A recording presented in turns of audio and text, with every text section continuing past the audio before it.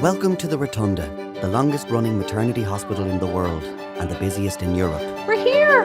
Woohoo! It has seen the birth of close to 1 million Dubliners, and this year, some 25 new babies have been added to that number every day. Black hair just sticking out. Hello! Oh my God! I know. It's a place of extreme highs and devastating lows. During the pandemic, one of the most challenging times in living memory. I'd like to be in there, but the numbers aren't going down at the minute. We have a date. It's agony and ecstasy side by side as people experience events which will change their lives forever. I'd do it again. Events to be remembered and retold for generations to come. Pandemic babies. Look at you. The patient's experience during COVID has been extremely difficult.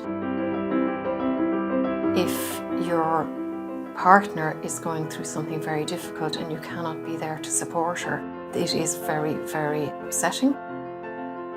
I've had to do some counselling on loudspeaker on the telephone, just to allow somebody to even have a second person listening to what I'm saying. It's very unnatural not to be able to sometimes even give somebody a hug. Even this elbow thing, it just doesn't do it for me or for the patients. It's 4:30 a.m. and first-time mum Michaela and her partner Mark have arrived at the Rotunda with the first signs of contractions. The girl at reception was like, I'm so sorry, I have to kick you out. I was like, oh, it's okay. And then I went outside. I seen there were full row of cars outside the Rotunda where, people sleeping in them. Waiting for the call to come back in. So I did the same thing, followed suit, hopped in the car and tried to go to sleep, but it was getting 5:30 stage, the sun was starting to come up. I think he called me and I said, I'll just go home. Mark had to wait until 4 p.m. to be back by Michaela's side. 4 hours later, it's time to leave again. He had to leave at 8 o'clock. That's when visiting hours were over. Be brave. He went all the way back to Baytown. At 10 o'clock, I got to the 3 centimetres. So I call him on the phone. I say, hey, I'm the 3 centimetres, come back in. Yeah. And he goes, are you serious? I just closed my eyes. I was like, oh, I'm sorry, this timing's not good for you. Do you want me to hold this baby in until you get your rest? So he's like, all right, I'll come back in. I was like, yeah, better come back in. Don't give me that attitude, you know what I'm saying? I feel happy. It's 11 p.m. Michaela's contractions are now regular and strong. While gas is helping, she has requested an epidural. I was just wondering when the epidural's going to be here. No, in 2 minutes. Okay, good. Other gas. Anyway, that's good that she's laughing. Yeah. Are you okay? I'm crying. That's it, there you are. I'm 26. And I'm 21. We're together 3.5 years now. Yeah. Oh, holy moly, this is hard. Well, we met online. Yeah, on POF. I swiped right. So it was love at first swipe, you know what I'm saying? We're winning. It's oh God. Almost from the get-go, we both wanted children. I wanted to wait till I was around now. And Michaela said she always wanted to have children early. Young, yeah. Be a young mummy. Yeah. And Yummy mummy. yeah. And what are you having? A boy. A little bit maybe. And what do you have a name for him yet? It's going to be Elliot. Elliot, lovely name. Great name. Elliot from E.T. Phone Phone Home, yeah. Lovely. Hopefully he's not going to be slagged and be like, Elliot, at school. So. I was 19 when we bought our house. It's a lot different to my mates at this stage because they would be clubbing and partying and we did buy a house when I was still a teen, What time is it anyway? Almost 3 o'clock. 3 o'clock. You didn't miss out on much as well, having Yeah. being pregnant during COVID because everywhere was shut. You weren't being envious of your friends going out or like that, you know. Seeing photos on Instagram, like, of the girls going out or having drinks, or I never got that jealousy, you know, because no one could do it. So I was like, oh, this is great because we're all suffering together, so why not do it now, you know? Still shaking. Yeah, I know. It comes and goes. I don't know. Your contractions are nice and regular. They're regular and they're strong. Good. You can do this, and you are doing it. Yeah. Youth helps. Yeah. You're young, which is good. There's no athletes running on the pitch at 50 odd years of age, you know. Youth may be on her side, but during Michaela's pregnancy, her age wasn't always taken in a positive light.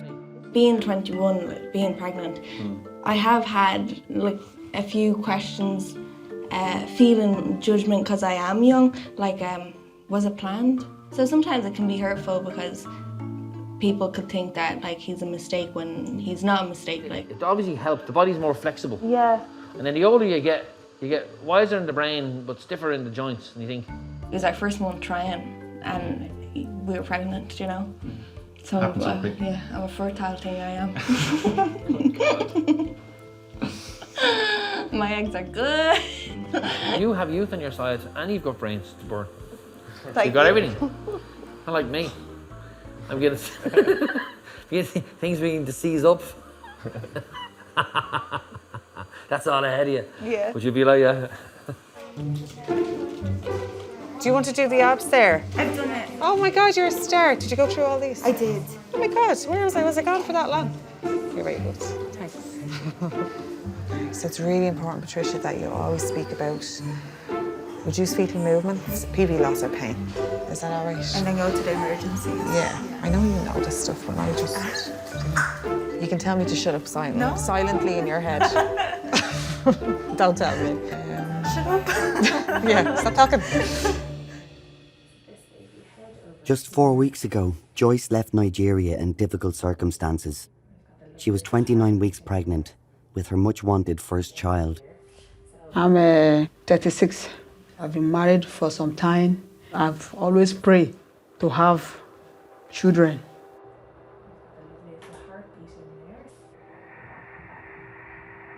Finally, my prayers has been answered.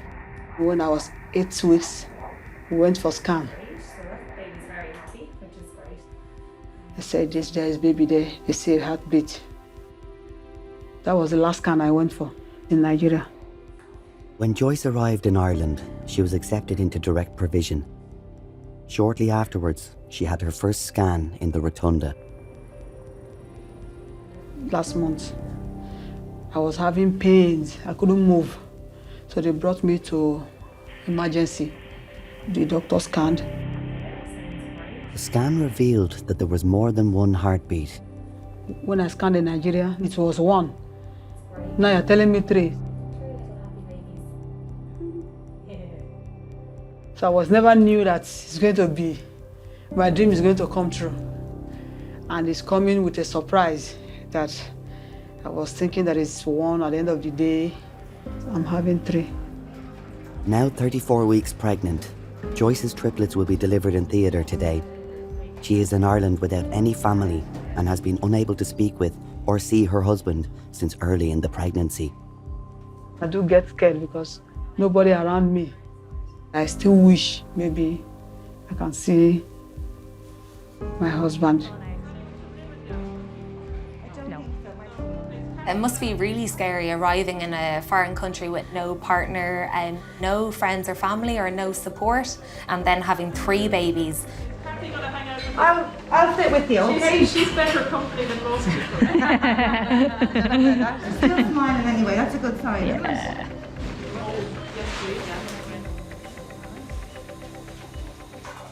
It is a very, very nerve-wracking experience for anyone, I suppose, coming to a theatre department. Like, she just looked at me and I told her everything was going to be okay, and she held my hand, but when she looked at me, she was like, she was putting all her trust in me.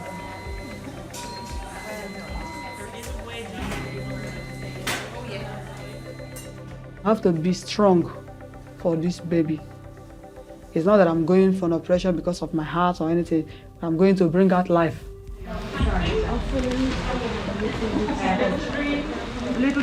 With 3 small babies, and they were all premature as well. We never know until we actually go in and open up the uterus what way the babies are coming. We only knew that there was one boy and one girl and then one unknown. A lot of shoulder trying to come out. Wow. The first little boy came out head first. That was easy peasy. Little lips trying to come out here. Okay, there we go. There we go. Wow, look at you. Hello. Now, number one is a boy. There's your first little man. He is. He's perfect. Wow. So do you have any names for them, Joyce? Yes. What are you going to call them? But they were all going to begin with the same letter, weren't they, I think? The first one Yeah? is Abby. Abby. Lovely. There's a head over there. And then the other head is kind of here. Then it was a little bit tricky trying to feel around to see was baby B or C coming next. Don't just grab that foot. Yeah. Cool. Got a hand. I kept finding a hand and I didn't know whose hand it was. I was trying to kind of push that back out of the way and see if I could either find a little head or a little bum or a foot. You just have to sort of take your time and not panic. I think I have the other foot here, right? Yeah, brilliant. Like now, I've known that one is boy, one is girl. I'm still hoping, I believe that the other one is boy. So, because you have two boys and a girl, I would want those two boys to protect their sister. Wow, look at you. And it's another little boy. Aww. Aren't you perfect? Oh, okay. So What do we got now? Then the second one is Asha. Asha. One more to go. So then there was just one remaining baby left inside, so that's much easier to be able to feel around and see if we can find another little foot to be able to grab the foot and guide the baby out. wow. Hello, happy birthday. Lady. This was a girl. And what's the little girl's name? Abigail. Abigail, that's so cute. All A's, yeah. Third one is Daisy, princess. Princess. She will be a princess, won't she? Definitely. Tiny, tiny. Ah, great. Thank you. Where's my girl? Oh, she's coming. The princess is arriving. They'll make her entrance. Oh, is this her? Oh, look at her. Little tinge. Adam. She's gorgeous. This was a massive thing for this lady. I mean, she was just so calm, so grateful at being a mom for the first time to 3 babies. Such an amazing woman. My babies are here. They're so here, aren't they?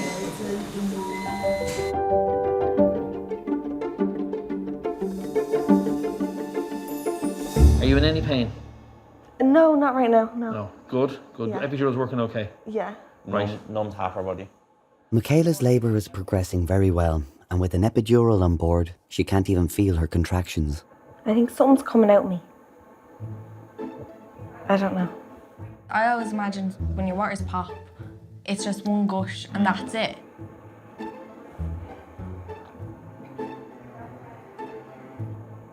More came out and I was like, oh my God, like, did I just wet myself? I don't know if something's happening. I just feel like something's coming out. Okay. Well, we better check that out. Yeah. Can your waters Yeah, oh yeah, they just certainly keep can. going? They certainly can. Feels so weird. Why are you starting to drop the... Oh my God. I know. Oh my God. Yeah. You have the River Liffey down there. I know. They just didn't stop coming out. I was like, what is going on with me? Give me a moment. Is it really bad, man? Yeah. Called in another midwife. No. Hi. No stream like the... For help? You're like Anna Livia lying there.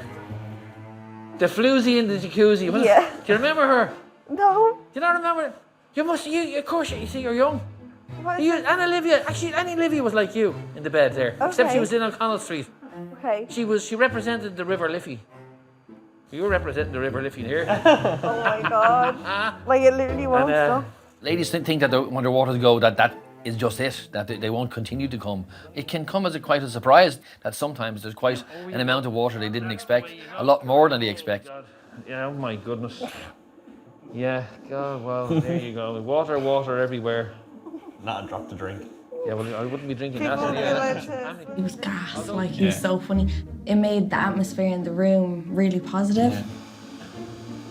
I seem to be getting that pressure again. Right, you know what? I'm thinking we're nearly time to examine. Okay. Something telling me you've advanced. There's a waterfall going on. Yeah, well, you know what? I don't need convincing now. I'm You've really nervous. efficiently moved along. Yeah, I'm nervous now. Good. Huh? I'm nervous. You're wondering what if you're not fully. No, I'm nervous that I will be. Take a deep breath. Hold a deep breath. Push my fingers away. Just push down. Oh, you're going to have no problem. You're going to have no problem. Oh, but, Am I fully? You're fully. Oh. It means the cervix is gone. The cervix has got out of the way. Okay. I've just examined. Hello. Hi. Fully dilated. Oh my God, well done. I know. That's great. Yeah. Very good. Flying Oh, along. you're flying. Yeah. That's So very good. start pushing in an hour. Joyce is recovering after the delivery of her triplets. She faces an uncertain future for now in direct provision without her husband or her family to support her. Okay, the long-awaited triplet has finally arrived. Yes,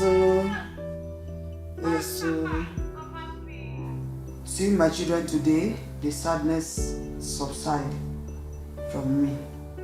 At least I know that I'm no longer alone in this place. My children is with me. My family is with me because they are my family. I would like to hold them in my arms, the three of them together. I would like to hold them, to feel them. The babies will be cared for in the neonatal intensive care unit until they grow stronger and reach their due date. They are breathing on their own. They don't need any kind of respiratory support, which is amazing. While in hospital, recovering from surgery, Joyce will have unrestricted access to her 3 babies. The first boy. Abby. Oh my God, that's so cute. It's good because it's every woman's wish to be a mother. Yeah, it's a woman that brought me this world. I'm happy bringing children to this world because it's very, very good. This is Asha. Asha, darling. You know, that word mother is something that I have to get used to till they grow up. My angel. Abby girl. So, and my dream is for them to have a good life. Princess. I want the world to know them because of their doings. Very much excited. I couldn't even sleep. I tried to sleep, but I was eager to come and see them. My plans, I'm staying here. I've come to like this place because it's peaceful. Daddy loves you too. Lovely. Overwhelming, happy, and I feel great. Being a mother of 3 is very, very good and interesting. I love you so much. I love you guys so very much. Time for Shawnee to get an apron on. Are you ready to rock anyway? I'm ready. In as much as you'll be, yeah. Nervous but ready. It's 4:50 a.m. After 7 hours of active labour, it's time for Michaela and Mark to get ready to see their first child, Elliot. Now, this is like being in the ringside with Katie Taylor. That's your job. Mop the brow. Alright. Keep it going. John just kept cracking jokes like. You look after that end. You do heads and I'll do tails, okay? Kept going, kept the spirits up. Yeah. Big deep breath, big push. Here comes baby already. Here comes Bambino. Squeeze your hands as hard as you want. Very good. It's hurting. The biggest challenge was when I was pushing him out. Okay, you're doing fine. I found that absolutely exhausting because I just was so drained. You're doing brilliant. I can't do it. I felt like, is he ever going to come? Come on, give us one more because it is still there. Wow, he's nearly there. He's coming. him being calm me down. Like I feel if he was anxious or he was stressed, I'd feel that, and then I'd start like freaking out. Sitting there now. Big hairy head in him. Yeah, he does. Is it? Does he look a little ginger? And then you just chin down, give your all. That was a big one. That was a good one. Hello, baby. Oh wow. Baby, he's coming. Give us a push. Once the head came out, he The body just flew out, you know. Yeah. Oh my goodness. Oh my goodness, baby. Oh my god, baby. Happy birthday, baby. 5:25 in the morning. Up she goes, over she goes. Oh my god, baby.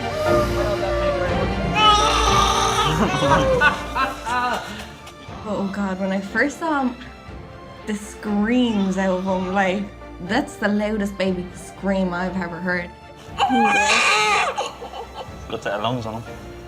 I heard all the other babies crying, they were like, "Ah, ah," and then Elliot was like, "Ah!" He looks like me! Oh, you're so cute! Megan did a good job! You're a dad, Mark. That's that. I was lost for words when he first popped out, you know. He's like, you brought this Yeah, you little just saw person into the awe. world, and you're like, oh my god, like, I have to look after you for the next Yeah. rest of I've my life, sort of designed thing, you stuff know. for you. Thanks. You won't get better days than this.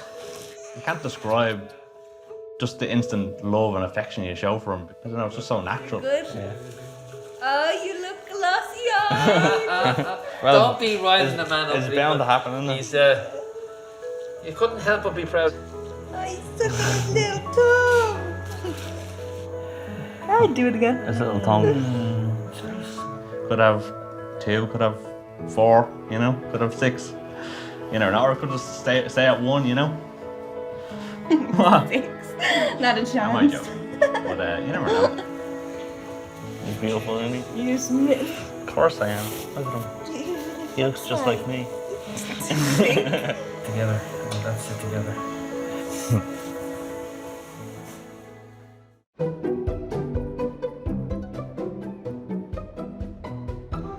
It's 9:20 p.m. and Rose and Slavy have arrived at the hospital just in the nick of time. Less than 3 hours ago, Rose was walking around their neighbourhood in Kildare, hoping she could bring on her first contractions. I went for a walk with my mom. We walked for 6K and then I went back home at a little bit past 6 in the evening. And at 7 I started feeling some contractions. Suddenly something happened and from 8 minutes they started on 3 minutes. And this is when I told him, okay, we have to go. Hello, I'm Ruth. Nice to meet you. How are you? This is the couple's third baby, so as soon as the contractions started, Rose knew that they needed to get to the hospital as fast as possible. I didn't break the speed limit. No. No, because our car is not fast enough to break the limit. What? Yeah. We were in a rush. Well, wait for that to go, all right? Well done. I was just came to decision if there's guard on the road and they start chasing us, I won't stop. I'm just gonna drive. I might open the window and shout at them. We're going to Rotunda. Follow us or to guide us.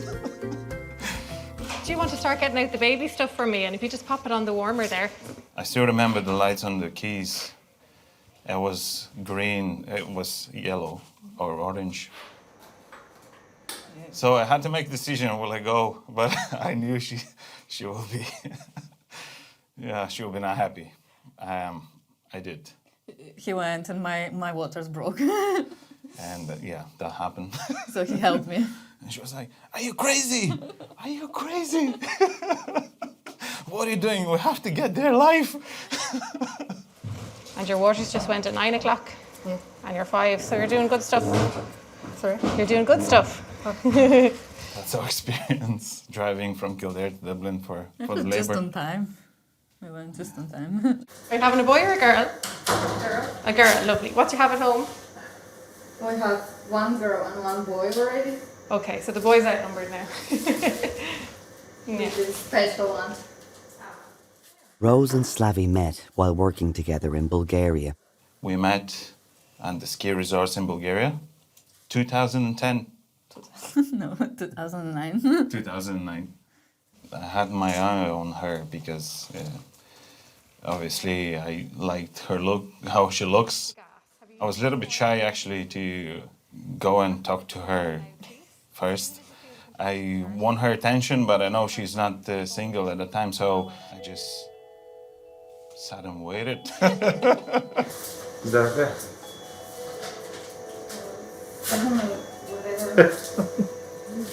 Yeah. And then a kiss. I remember that I initiated that kiss, but if you ask him, he initiated the kiss, so it depends who you ask me. It was me. We were celebrating our 10 years wedding anniversary. That was at the end of August. And then in September, we were surprised after the celebration that, we have a present for our 10 years anniversary. Did you have quick deliveries on the other two? Yeah. Yeah. Especially the second one. Well, that was even quicker. Hopefully the same again. There's such a cultural piece about acceptance of epidural analgesia in labour. So I've done some work in Malawi in the third world, and the midwifery staff there spent their time laughing at me because they couldn't believe that my job was to provide pain relief for women in labour. It was just beyond their comprehension. But yet in some countries around the world, the epidural rates are almost 100%. You do see patients who are absolutely against an epidural until they labour and then change their mind.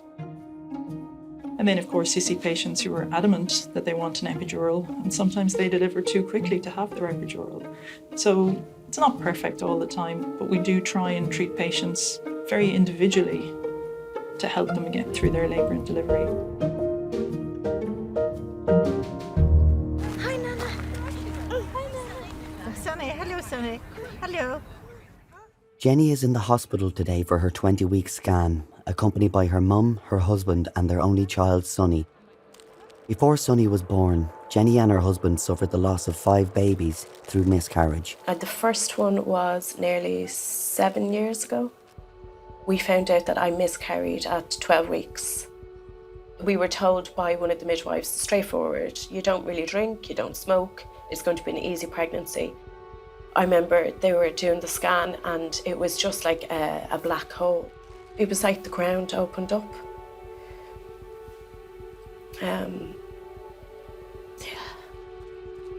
We had to go down and get bloods for my HCG levels, and you were sitting in between all these pregnant women beside you, side by side with you, and you were just totally grief-stricken. You don't know how you took one step in front of the other. And it was just devastating. It was within 6 months then I got pregnant again, and we found out that I miscarried at 9 weeks. And then I had 3rd, 4th and 5th miscarriages between 6 and 8 weeks. And they were all kind of 6 to 8 months apart. When you see patients coming back in subsequent pregnancies, having suffered from miscarriage, even one miscarriage before, you can see the stress and the anxiety when they come in for the scan. And this stress and anxiety doesn't disappear until they hear the heartbeat. In Jenny's case, even I was anxious whenever I was seeing her name on the list when she was coming in for early scan, because you're rooting for your patients. You want them to have a healthy pregnancy. You don't want complications, and you don't want to give them bad news. We've been in scans before. I think it was the 3rd miscarriage I had, and I had bleed and we went into hospital. They scanned me and it was the baby's heartbeat, but it was really slow. And I remember somebody gave out to me that I needed to stop and stop being so anxious. And I remember I literally sat in the car and I started to bleed, and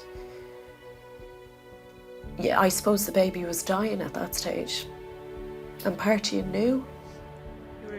1 in every 5 pregnancies ends in miscarriage. but it's extremely rare to lose 5 babies in a row. Although heartbroken, Jenny and her husband Scott were determined to not give up hope. We had loads of bloods done, really invasive procedures. We had things that make you feel really uncomfortable and that you kind of question yourself, are we doing the right thing? You have a limit, you have a breaking point. And unless you've walked in those shoes and you've come out of the clinic or you've come out of the hospital knowing that your baby has died, you've no understanding. When I got pregnant down on the 6th pregnancy, I said, if this isn't a success, I have to draw the line. And then kind of after the 20-week scan, you kind of, you became really hopeful that we were going to have a baby. Jenny's 6th pregnancy continued to full term, and Sonny was born 18 months ago. And then when he was born, it was just the best thing ever. He's brilliant, like. And it just felt like everything was possible then. Because it was kind of against the odds, you know, so it was just brilliant having him because you felt the world was brighter. Now 20 weeks pregnant, Jenny is relieved to have passed the point where she previously miscarried. As part of her treatment, she has to inject blood-thinning medication under her skin, causing bruising. For today's scan, Jenny is allowed to have her husband Scott with her. 20-week scan, from a medical point of view, it's always really important to know that the baby is okay, that all the organs are okay. It's hugely reassuring, and I suppose from COVID, it's the only scan that Scott can go into as well. So, like, you feel that I understand the restrictions, but that he's missed out on he would have been in every doctor's appointment before, even when I wasn't pregnant. Lips the baby's nose. So there's the nostrils.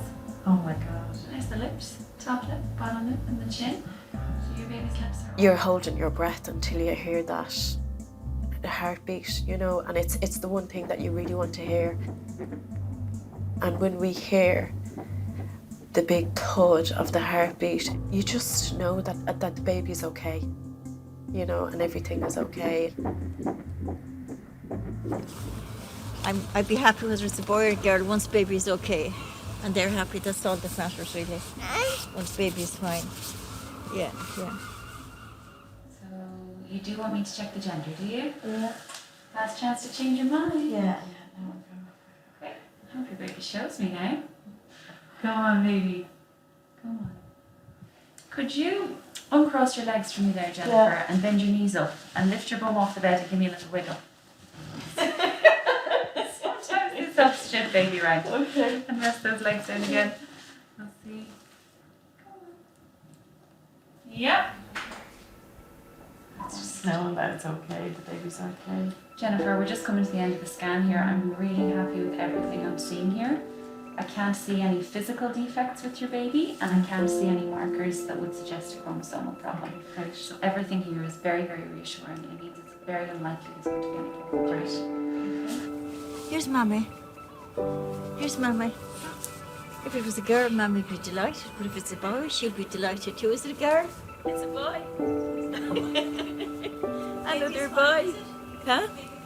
A little baby's perfect, thank God, and a little brother for Sonny. So delighted. Delighted. Like me, myself, I didn't get it until I had a miscarriage. And I think that unless people have experienced loss, stillborn babies or miscarriages, I don't think anybody has any understanding in how devastating it is.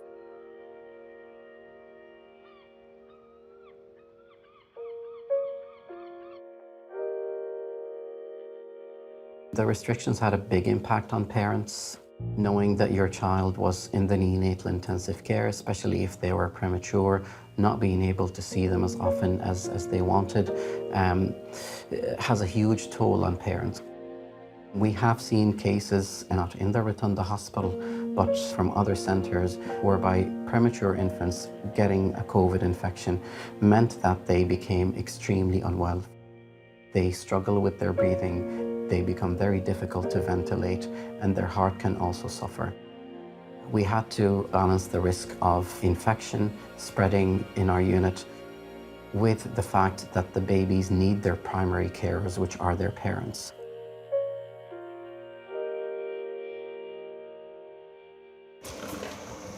That's it.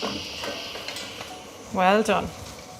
Rose and Slavy are hoping for the safe arrival of their third child.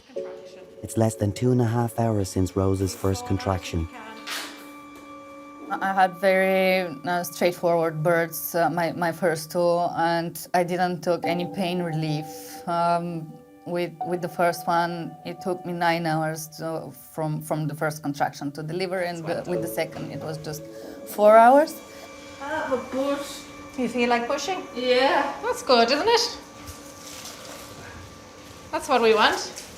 Rose is as cool as a cucumber, but obviously could just tell by her demeanour that the birth was probably going to be imminent. Well done. You're okay. Do whatever you feel, okay? I'm so sorry. No, you're doing really well. Oh. She wasn't afraid at all. She just let her body do everything. Isn't it early?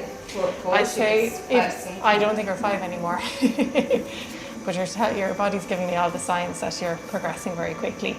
So just do whatever you feel.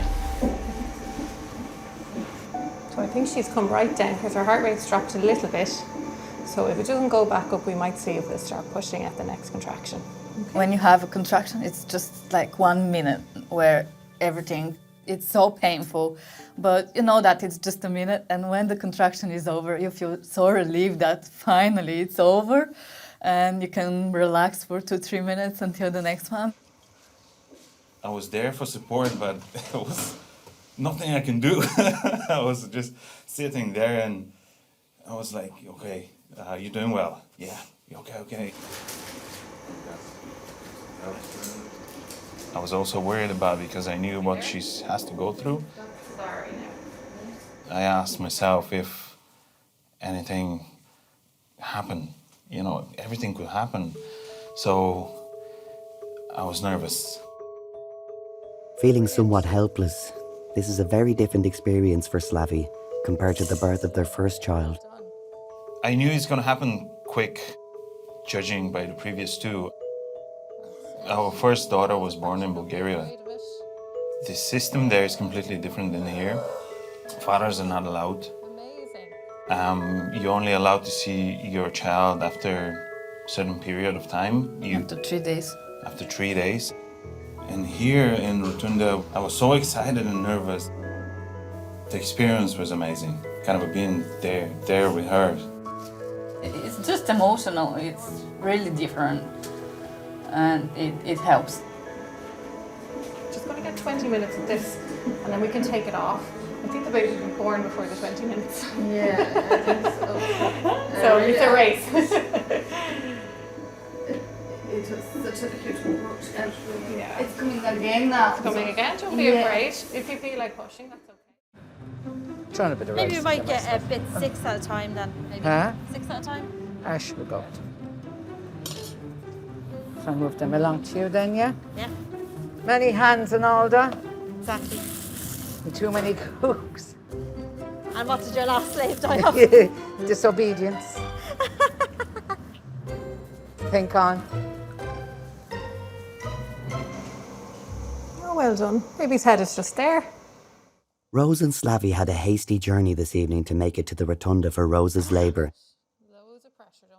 Just 23 minutes after arriving, their baby is almost here. We didn't even talk too much with the midwife, but we kind of understood each other with the sight. Okay, I'm ready. Come here, and she came. I pushed once. That's it, and the head is out. 21:39. Well done. I remember she was saying, "Oh, the head is out." The head is out. And we were like, "Oh wow, is this happening?" The head's just going to turn now. If you open out that leg a bit, well done. And then she pushed once. Won't be long.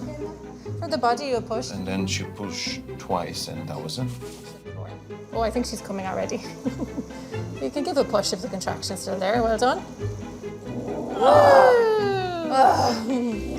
Look at you. Okay. And she's a girl.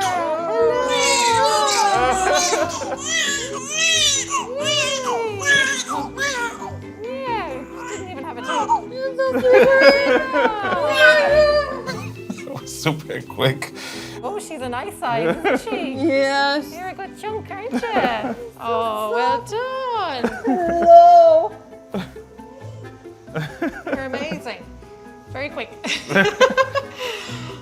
Baby came out very rapidly. Well done. Get rid of that wet one. You're some woman. Just in, had a baby. I had a bit of a warning, but I didn't think it was going to quite be that quick. You feel relieved and excited. For me, it's just laugh. She turned pink within a few seconds, didn't she? She's very good. Yeah. I love it so much. She was so chubby, so pink. She was just perfect. And she's big. I was so happy to say that the baby is big, actually. Do you want to do some skin to skin? Put her in under your top? Yeah. The bond, for me, is very important. Waiting for that moment so they can say, you want to do the skin to skin, because I was waiting for that so I can hold my child. She's very quiet with you. Yeah, I think she's nice. Yeah. For me, being there was, it was wild.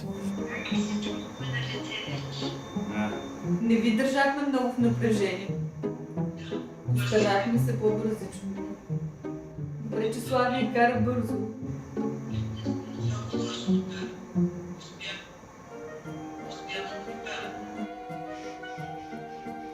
So pretty. For Bulgaria, it's very unlikely to have 3 children. Like you have 1, and if you're lucky, you have 2, but no one's thinking about 3. Having a tree, you're considered a hero. Yes.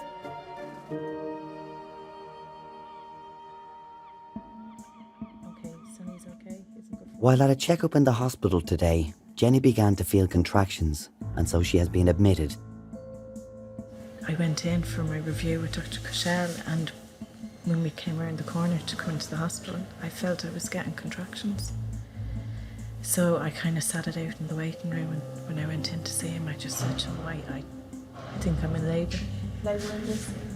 How are you? So, Is the pain sort of getting worse, you think? yeah, it's quite intense. I'm feeling really nauseous as well. Okay. So do you think it's a little bit different from like the discomfort that you were getting before? Yeah, it's kind of, the pains are kind of going down further. Yeah. So do you think it's... I feel it's imminent. I feel it's getting it's only a matter of time. Okay.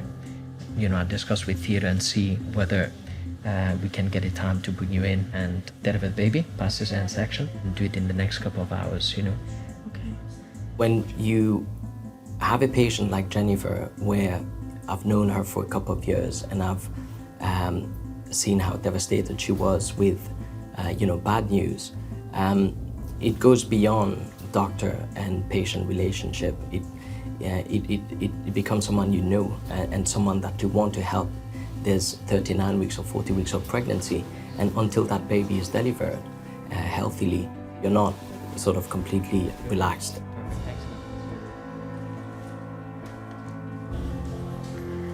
Okay, well, gonna meet baby now soon. It's exciting. Sonny will be a big brother.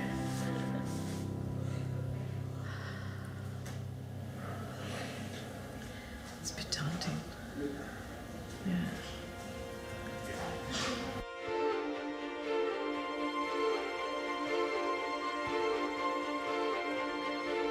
Jenny's baby is about to be delivered in theatre by elective C-section. Having previously suffered 5 miscarriages, it's been an anxious 9 months for herself and her husband.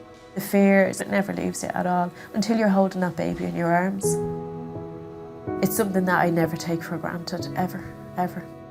I can't wait to see it. Right.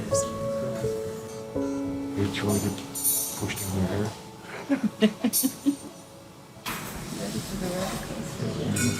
So can you feel any of that, Jenny? A little bit. Okay, but nothing sharp, no? No. Okay. It was just kind of overwhelming,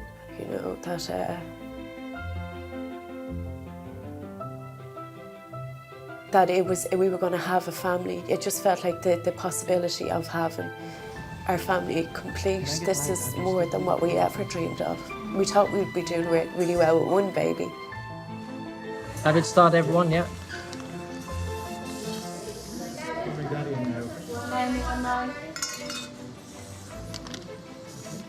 So big stretch there, Jenny, okay? Big stretch, yeah. Okay then.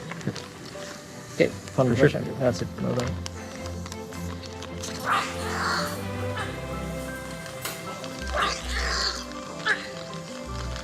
Yeah, we have. Congratulations, guys. Little baby boy again. There you go. Waving at you.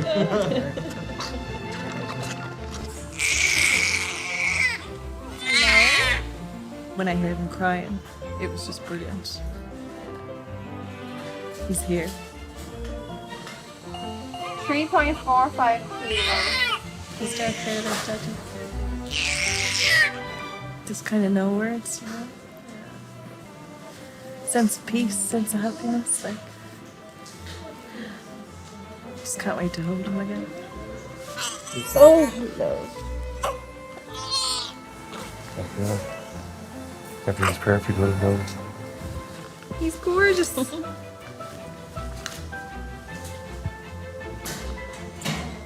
You are just gorgeous, look at you. Oh, it's just unbelievable. There's no feeling like it.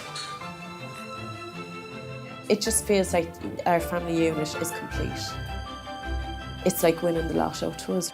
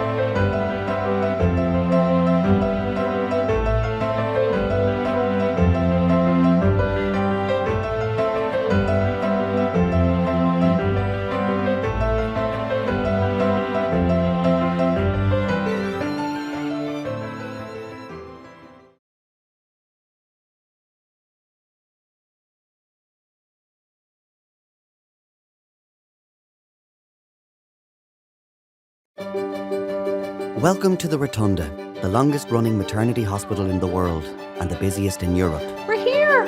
Woohoo! It has seen the birth of close to 1 million Dubliners, and this year, some 25 new babies have been added to that number every day. Black hair just sticking out. Hello. Oh my god. I know. It's a place of extreme highs and devastating lows. During the pandemic, one of the most challenging times in living memory. I'd like to be in there, but the numbers aren't going down at the minute. We have a date. It's agony and ecstasy side by side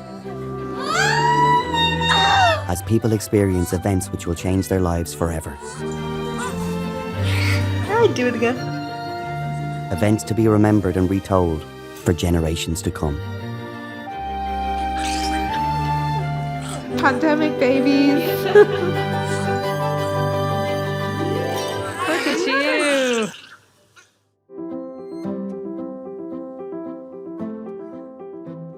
So I'm a firefighter paramedic with Dublin Airport Fire and Rescue Service.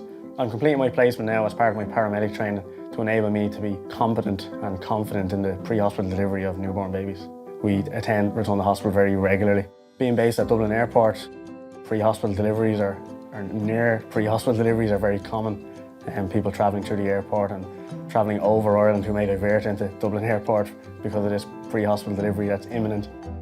Seeing a baby enter into the world for the first time, you're overjoyed that things have gotten to where they are successfully, and you know, we've assisted in that. We've, I suppose, a very small part to play in a big part of someone's life.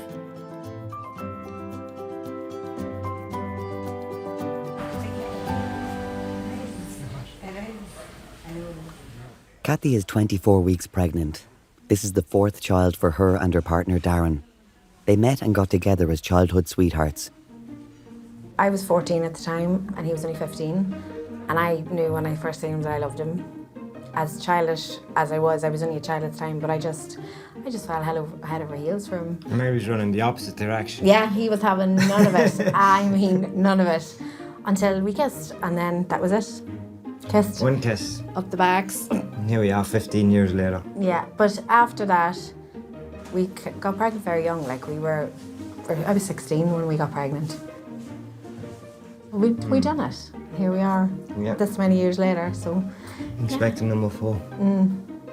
The last. Oh, but the karyotype isn't back yet. But They'd been referred to the Rotunda from their local hospital, where their 20-week scan revealed complications with their baby girl. I think we both knew when she was focusing a lot on certain parts of the baby, we knew something wasn't right.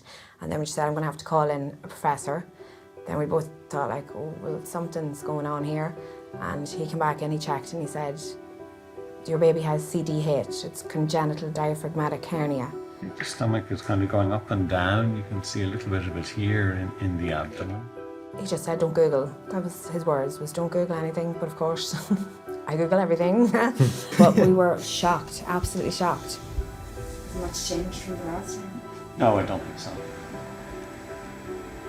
It's a hole in her diaphragm, so her diaphragm isn't formed properly. So it allowed then for her stomach, her spleen, her liver, her lungs, everything's pushed up into her chest. And her heart then is moved over to the right side where it should be more to the middle. So her lung didn't get a chance to go properly. The next thing is to decide, is this bad enough whereby we would think of referring you out for a procedure, which wouldn't happen in Ireland, where they put a little balloon into the baby's windpipe, blow it up, and then the secretions from the lungs, which should come up and out the windpipe, stay in the lungs and expand the lungs and push everything out of the chest. But because that's very invasive, it has only really been done where things are very critical. Our baby's not well at the minute. She's not. No. No. What she'll make her? She will. If she's anything like the other three, she'll be a warrior. So she will, and she'll be fine. Won't she? You're right. Yeah. I am.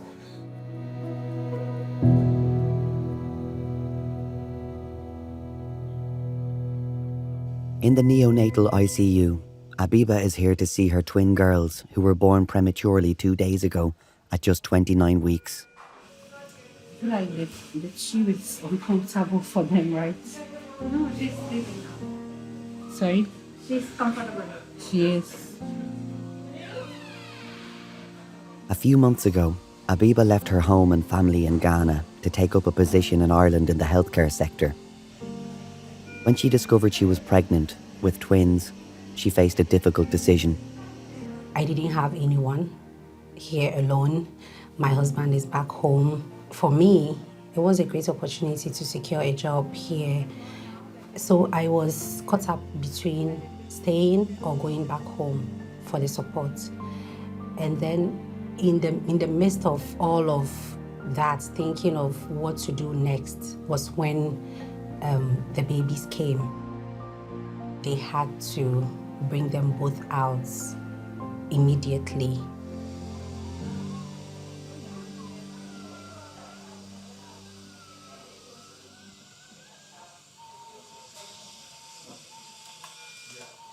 Is she crying? Yes, because when I touched her. When I see them crying, I'm like, do they cry? Because I feel they are so tiny. They haven't reached that stage. So everything seemed strange to me. And I would get so emotional. I felt they were too tiny to be going through all that they were going through.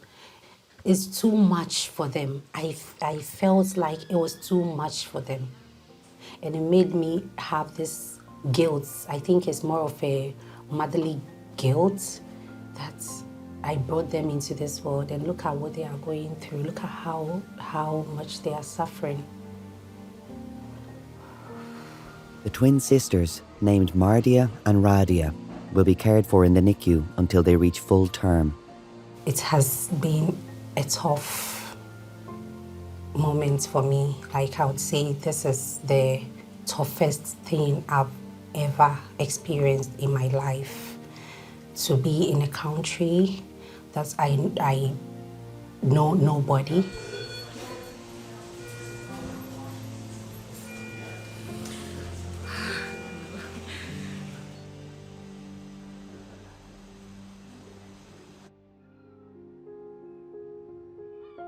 So the Rotunda is the oldest continuously operating maternity hospital in the world. It was founded by Bartholomew Moss in 1745. It's a very old building, so at the moment there's some renovations happening in the front hall of the hospital, and they're lifting some flagstones in the front hall. So we're hoping to bury a time capsule under the flagstones to give a flavour of what's going on in the world at the moment, stuff and vaccines, and we gather some mementos of what it's like in 2021 in the Rotunda. It's very ad hoc. He's digging up the floor. Would you fit a time capsule on there? Yeah, loads of room. Someone can dig up with this film maybe in 100 or 200 years' time and see what was going on in the summer of 2021.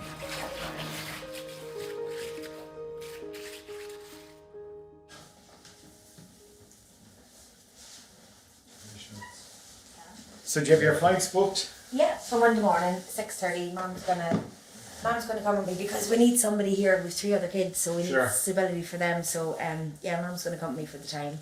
Now 27 weeks into the pregnancy, Kathy and Darren are back with Professor Daly, who has estimated that if they do nothing for their baby, there is a 66% chance that she will die shortly after delivery.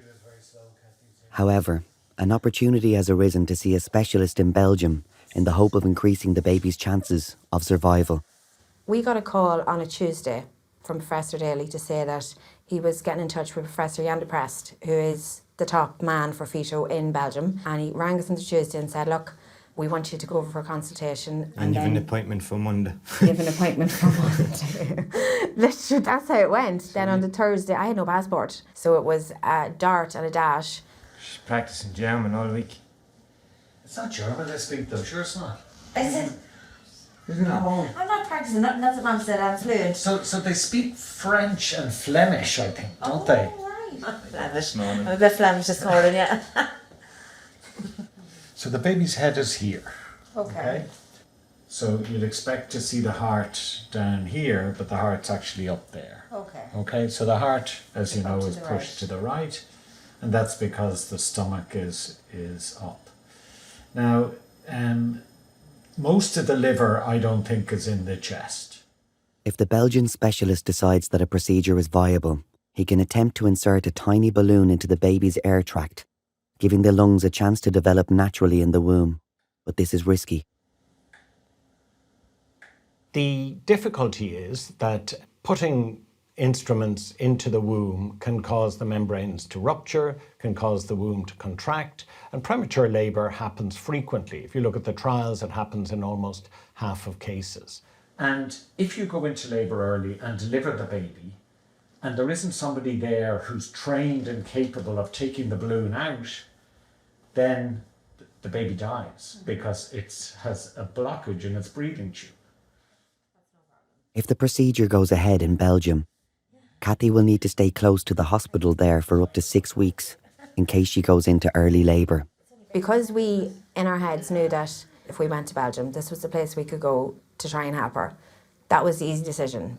But then when you're looking at everything around it, like the fact that we have 3 other children, the fact that financially, yeah, being able to try and get money together, I mean, like there was a hell of a run around. Darren had to go in and get money out. My dad got money, my uncles, aunties, everybody supported it. I don't know, it's a lot to take out for you. And it's sad, Not being able to go because both parents can't be away from the kids for so long, which means the other parent has to go through it on their own. We have a 1-year-old at home and she's still only learning everything, so it's heartbreaking knowing that we're leaving, that I'm leaving my family. But I know it's for the greater good. We get through it. Yes, we will. She will make it. That's the wee warrior. have to be positive and I have to think ahead, and I am thinking ahead that she will be here and she will be okay, and we have a fight ahead of us, but we're prepared for it. We're ready. We are ready.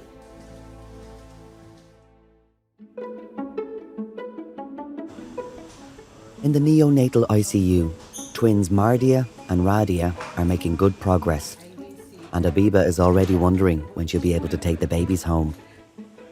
The next challenge is to get, I think, Radia back over the kilo mark, because I think she went under the kilo. Yes. But they're handling beautifully. They're doing everything that we want them to do. Yeah. So, really pleased. I'm happy. Yeah, I'm pleased, yeah. In terms of looking after a preterm baby or a very preterm baby, whether I like it or not, girls are definitely stronger than boys. And there are studies that show that girls of an African heritage are stronger again. So it certainly was a joke or a laughing moment for myself and Abiba when I was chatting to her that she has the strongest of the lot. Abiba is being discharged today. Although delighted with the twins' progress, she has to face leaving hospital without them. When I was being discharged, I felt that I'm leaving my babies behind. That is not what mothers do. Mothers are supposed to take care of their babies. They're supposed to be there for their babies. They're supposed to be there when their babies are crying. So going home and leaving those babies there was very emotional for me. It was very hard for me. This journey has been the hardest ever. Ever.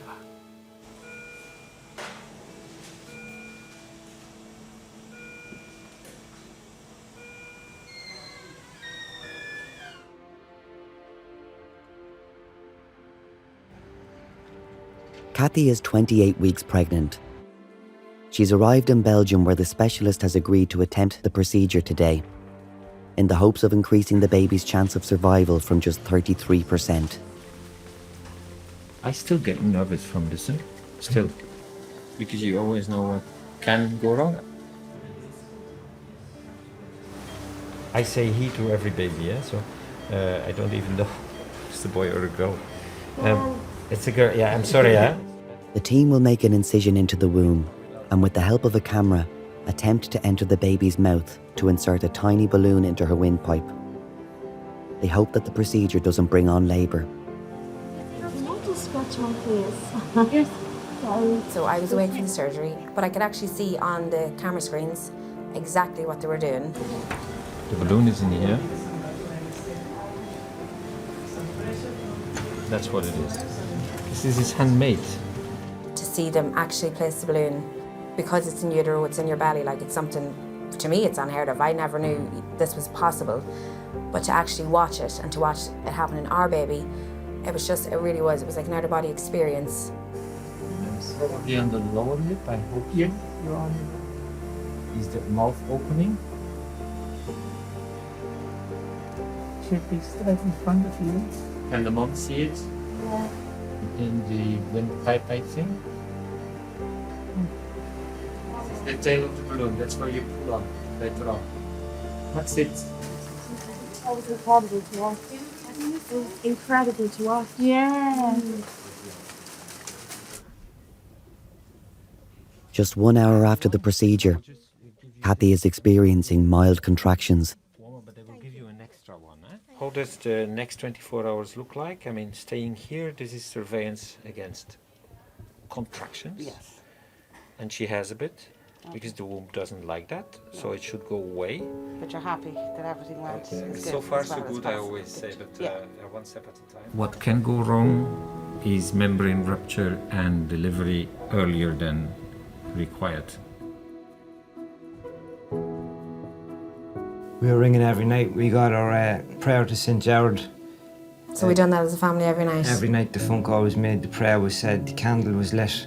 We were just thinking like, please let it have worked, that we're not doing this for nothing. Our proper chance is starting. The fight had started. Yeah. And you are, you're still at the front. Cheers. Still Front leading the centre. pack.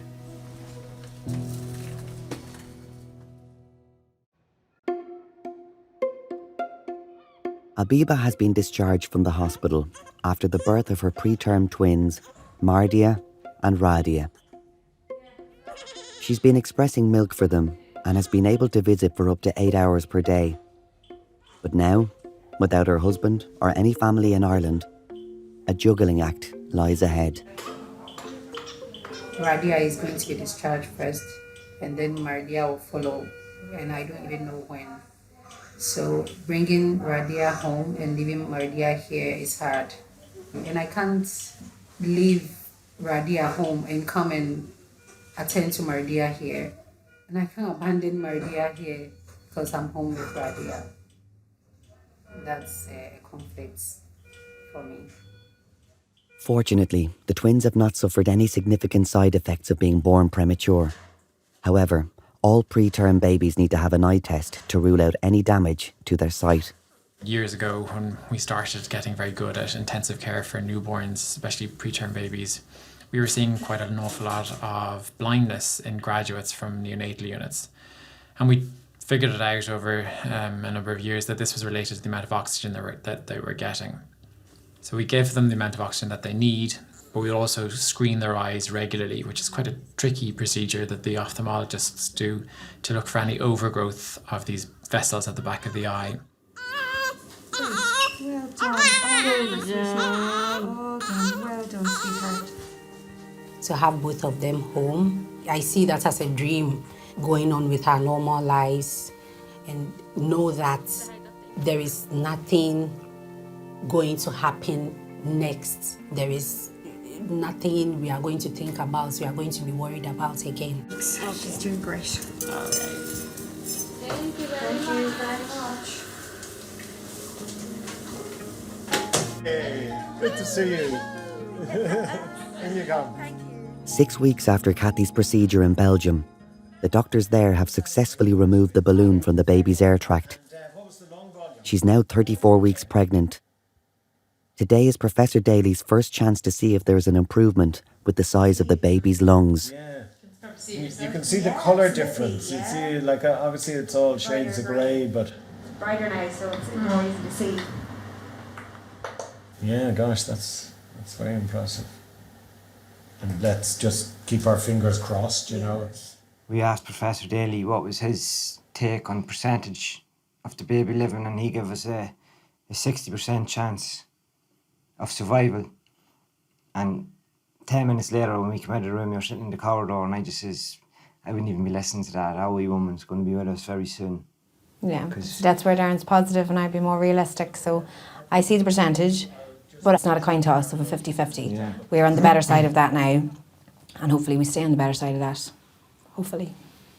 I'd be able to say at the end of it all that I tried and done everything I could for her. So that's the main thing. Whether it be 6 weeks or 6 months, I know now that we done everything we could on that end. There's nothing else you could have done. They have embraced all of this difficulty, and I would say they are both very optimistic, glass half full kind of people.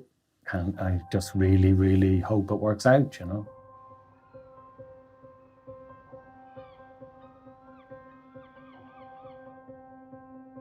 For dads, this has been a really difficult year. They haven't been able to attend the antenatal visits. A lot of times they haven't been able to attend scans. So I know a lot of them have said to me that they felt that they didn't connect as well as they might have done with the pregnancy. Fathers nowadays are much more connected and much more hands-on than fathers of previous generations. You'll see them encouraging their partners when it's pushing. They want to cuddle the baby themselves. And because their period of time in the hospital has been very limited, that has been hard on them. It's been 10 weeks since the birth of Abiba's preterm twins. Today marks the end of what has been a very difficult juggling act. Her husband Raheem has arrived from Ghana, and now their second girl is healthy enough to be fully discharged. I wasn't sure of the outcome. I wasn't sure of how we are all going to handle this, myself and them as well. But they made me realize what a strong woman I am. I feel that if you're not strong, you can't do this. It's mommy. It is mommy. How are you? Hello, Princess. Marty and Radia have had an excellent course through the neonatal unit. They've required very little support from us. They've been little rock stars. See, I'm in whites. I'm in all whites, and my husband is in all whites as well. And what's that mean? Victory. Yeah? Yeah. Very good. Yeah. Well, she's been at the hospital for more than almost 3 months now. So when we got the news that she'll be discharged today, we were very, very happy. We were happy and very, very excited. And her sister as well can't wait to have her home. We all can't wait to have her home.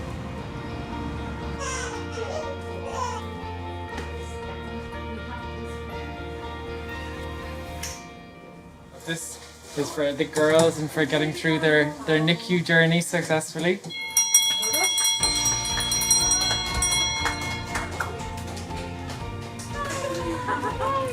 Thank you, us. Thank you so much. Bye. Thank you. I'm going to tell them the story. I'm going to make it an interesting story, not a painful story. I want to remember and talk about it as what a strong woman having strong babies went through. Hey, Marty. Daddy's here. Daddy.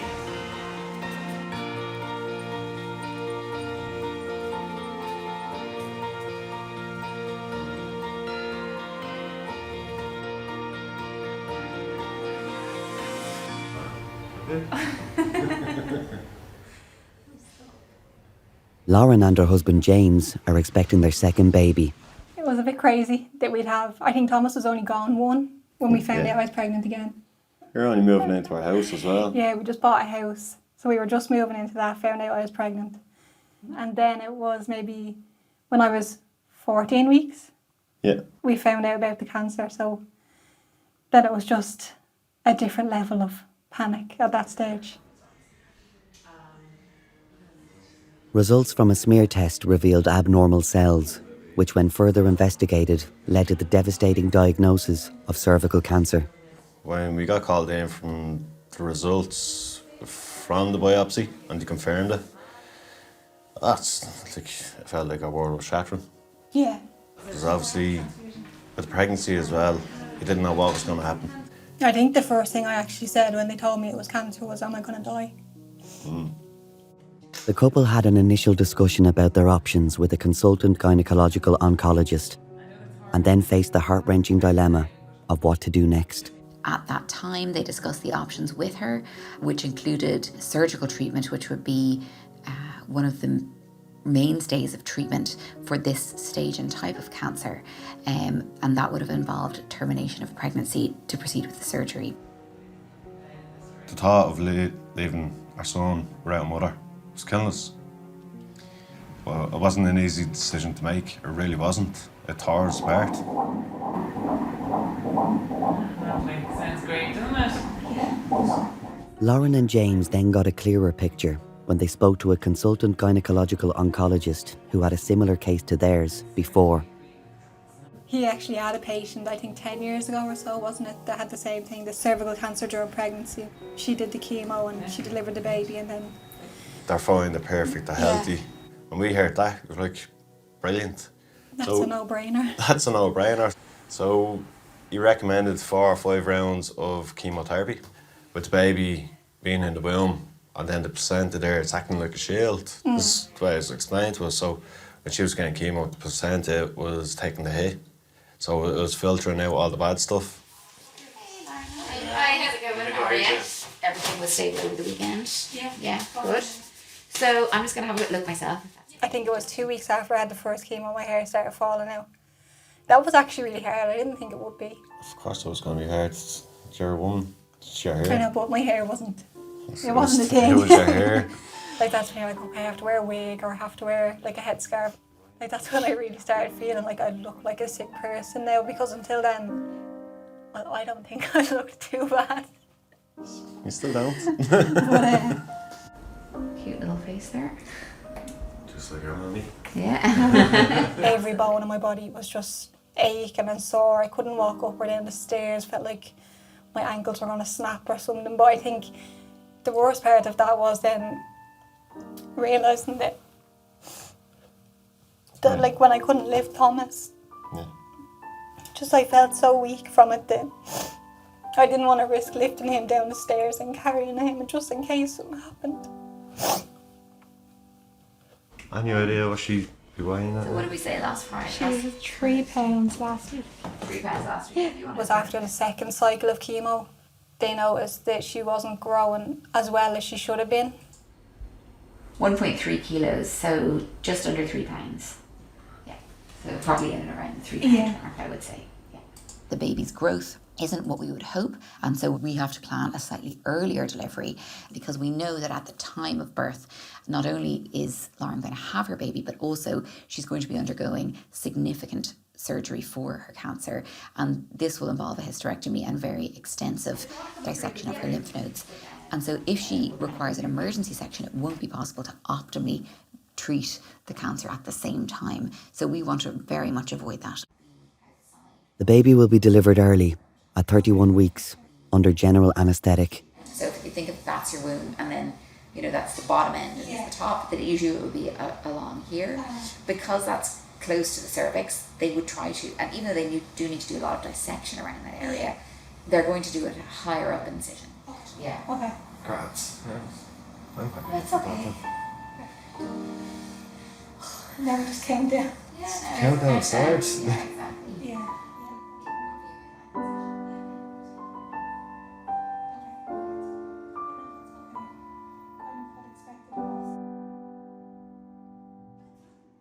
Kathy and Darren's baby girl has made it to her due date. Kathy is fully dilated and ready to push. To see that she can stay this strong with everything she's after going through and still has to go through for a full baby. I absolutely adore her for doing it. Big hard push. And the love I have for her is definitely more and more now than it ever was before.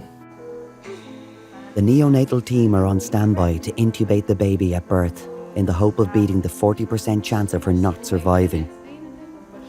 So normally when a baby is born, they take a breath and their lungs gradually inflate, but they also swallow a certain amount of air into their stomach and into their intestine. And with the diaphragmatic hernia, that's a problem because the intestine is actually in the chest cavity.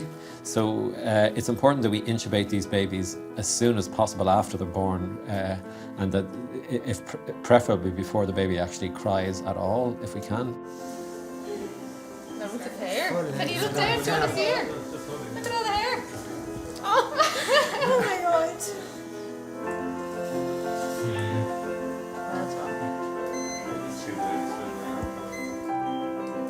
Oh, happy birthday, 1310.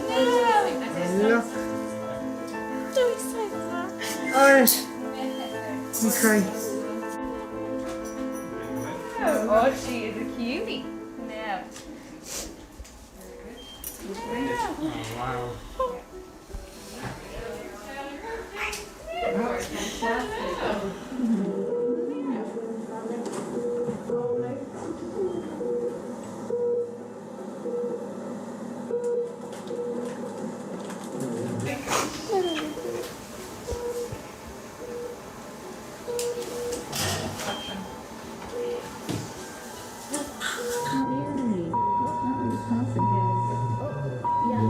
That's very brilliant. I think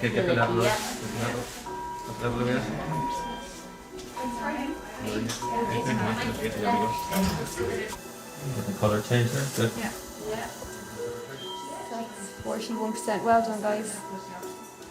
She's breathing on her own now. The reason she's gone quiet is because when you put it through your vocal cords, you can't cry. Yeah. So that's a good sign. She's breathing on her own. Yeah, no, she's breathing on her own. We are helping her breathe, but she's also breathing herself. Yeah. Well, she'll give me a little bit of help. The intubation is successful, so now the baby can be brought straight to NICU for further assessment. We've got an incubator outside the door, so we're going to move her over to the intensive care. Okay. Yeah, we'll be seeing her close.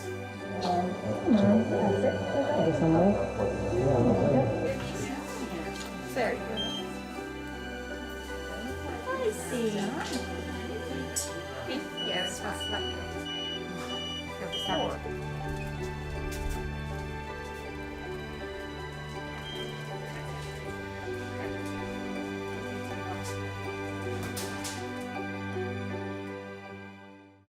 The 3 kilo baby you were saying, isn't it? About 3.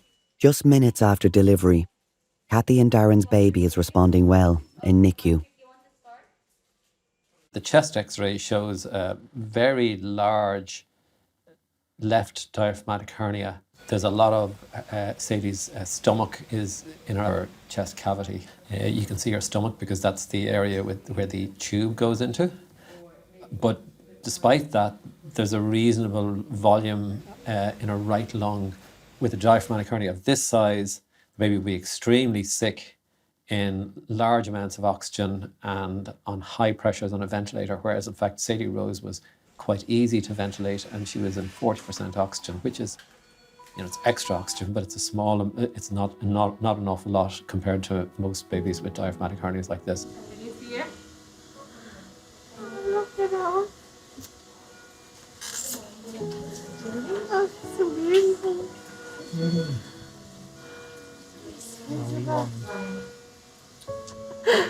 Oh, she's so tiny. She's displaying great signs and is breathing successfully. Look at her.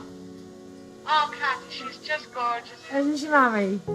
We think the transport team will probably be here before 5.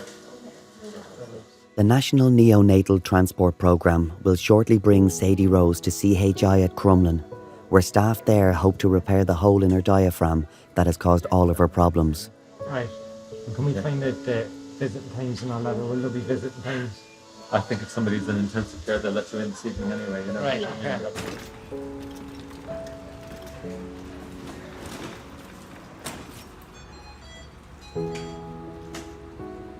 Seeing your baby being born and then having to be rushed away, kind of preparing for that, I don't think anybody can.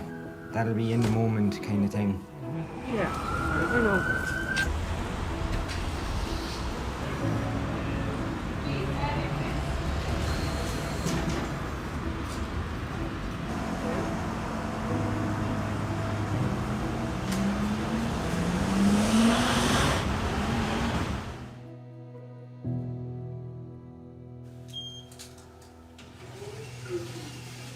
It's 11 p.m. Chinese national Long Fen has been admitted to the hospital, to the prenatal ward, in early labour.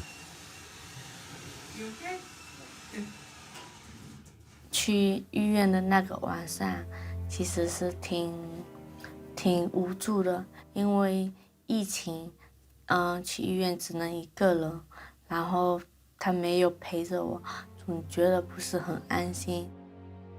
Long Fen doesn't speak English. Until it is time for her husband to be able to join her, staff will use the hospital phone translation service to communicate with her. We were communicating through the notes that we had, through body language and the phone. We were able to use the phone initially to get some information.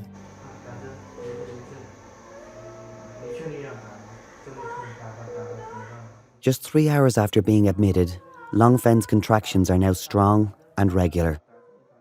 Now her husband Dong can be with her until after the baby arrives. Labour this is established labour, so you're going to have a baby today. Oh yeah.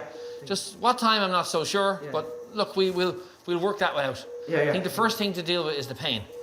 Whilst you can do a lot with body language, and body language says a lot more than you think, yes, verbal communication is very important for our job. You do, and I do, but you don't. You can take the mask off. 我们来爱尔兰10年了，然后我老婆她来了3年，她一来我就认识她，去接送她，然后有3、4个月之后，我就跟她谈恋爱。然后去海边散步，然后我们就慢慢的一步一步的谈恋爱。 我们中国人会比较害羞，慢慢的没有明白的表达心意，但是慢慢的让对方感觉到我们是怎样子的为人，然后慢慢的让他懂得我的心，然后我们慢慢开始谈恋爱。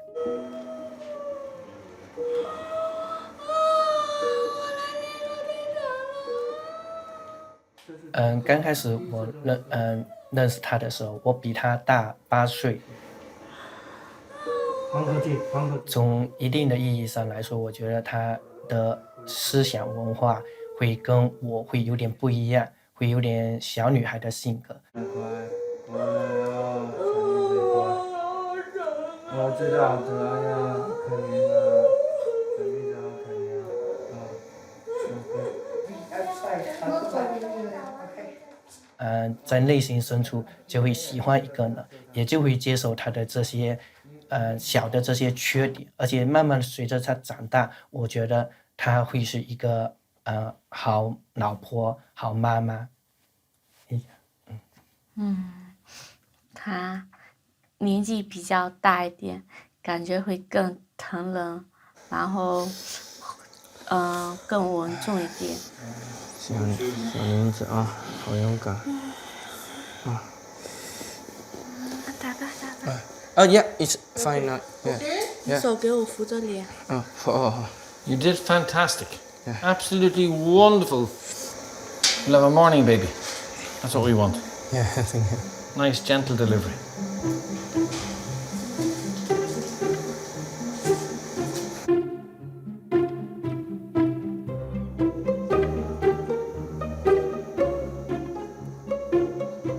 出来的时候，星星还在睡吗？睡着了啊，睡着，你不用担心，星星睡得好好的，2个阿姨找我呢。第一个小孩他比较活泼可爱。And your baby at home is 1.5. Yeah. Yeah. Lovely. 因为我年龄比较大，30几岁才有小孩，所以当第2个小孩来的时候，我当然是很期待。So now we need a progress report to tell us if this baby is coming out today or tomorrow. Oh yeah. Joking. Today. Should be today. It'll be in the morning time. Maybe breakfast baby, what? 他说他跟你开玩笑。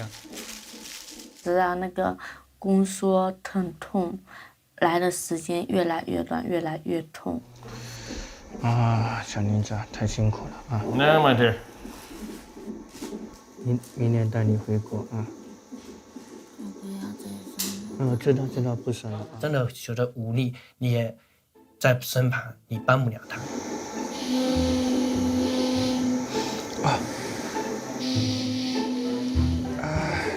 Excuse me, why she feel cold and shaking? The labor is very powerful. 应该要让男的也去体验一下生产的这个痛苦，然后怀孕孕期这个各种不舒服的状态，让他们体验一下，其实怀孕也是不容易的。好，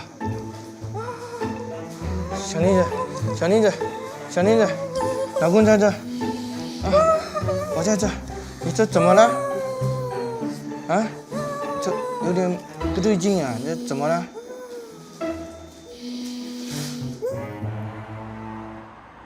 ？This morning in the matter, Lauren and James's baby has been delivered by C-section at just 31 weeks.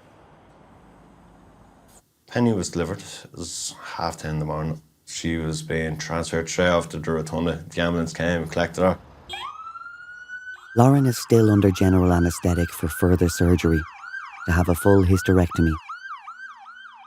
The National Neonatal Transport Programme resuscitated and stabilised Penny when she was born and is now transferring her to the Rotunda ICU.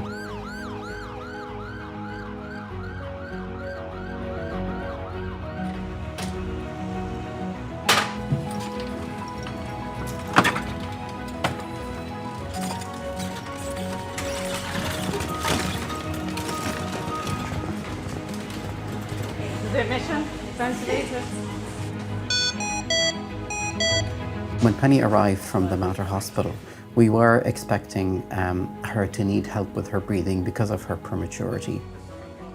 She was suffering from what we call respiratory distress syndrome.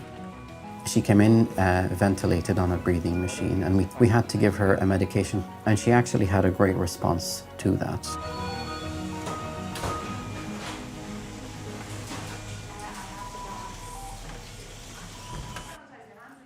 Once he got word that Lauren is out of theatre, James left the Mater to come down to the Rotunda to see Penny. Yeah, just going up to see me baby. Transferred there from the back. So where's baby up in the NICU, was it? NICU ward, yeah. What's the baby's name? Penny. No, the head is all over the place, but obviously Lauren's up in the matter, so it feels like, yeah, with the two hospitals, you know, it'd be good if I could turn myself into and be with both of them.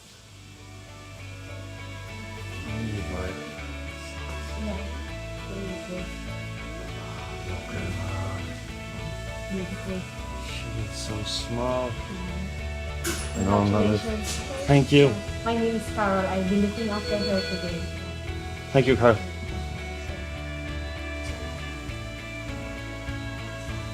She's so small. My head is still in the matter with Lauren. I just want to hear her. Hear her talk to me.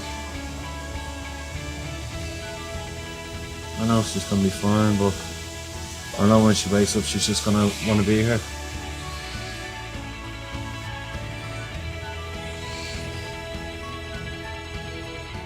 Look, this could have taken a turn for the worst. Yeah. But we're beating it, and we're gonna have a little girl at the end of it. At least we did have something to focus on. I actually don't know how people would do this without. I don't know how you done it while you were pregnant.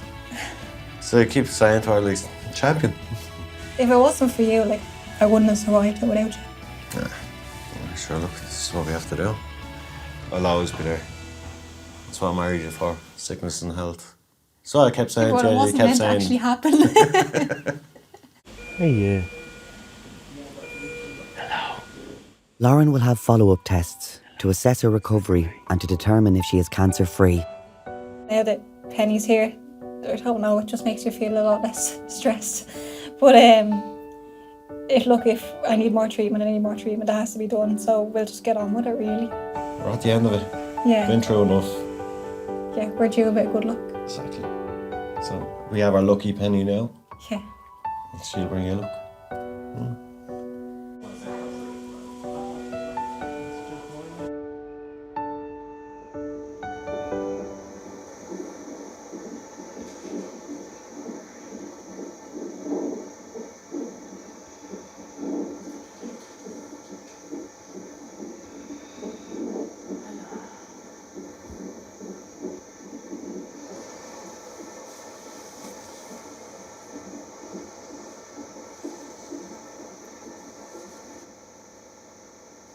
要睡觉。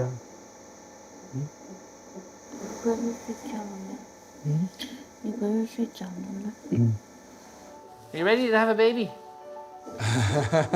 他 Happy 说 days, this 你 is 准备 great. 好了小孩的。 I'm ready to see this baby. I want to see this lovely baby. The epidural has helped a little bit, but I think sometimes it's just time to get on and have a baby. And all we're doing now is waiting.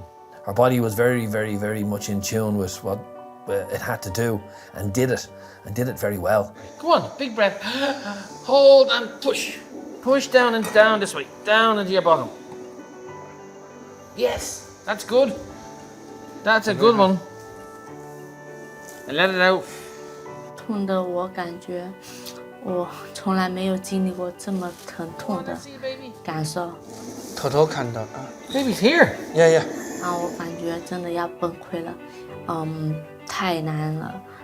Okay, 小林子 if you have the 加油 feeling, go with it. Go with 加 it. 油，小林 Oh, 子，小林子加油！哎呀，厉害，小林子。中国有句话说得好，为人母则刚。想当妈妈，我觉得真的是付出真的是很大。然后 You're doing okay, Lynn. You're doing fine. 出来了，出来了。 5 o'clock. Give me one more push.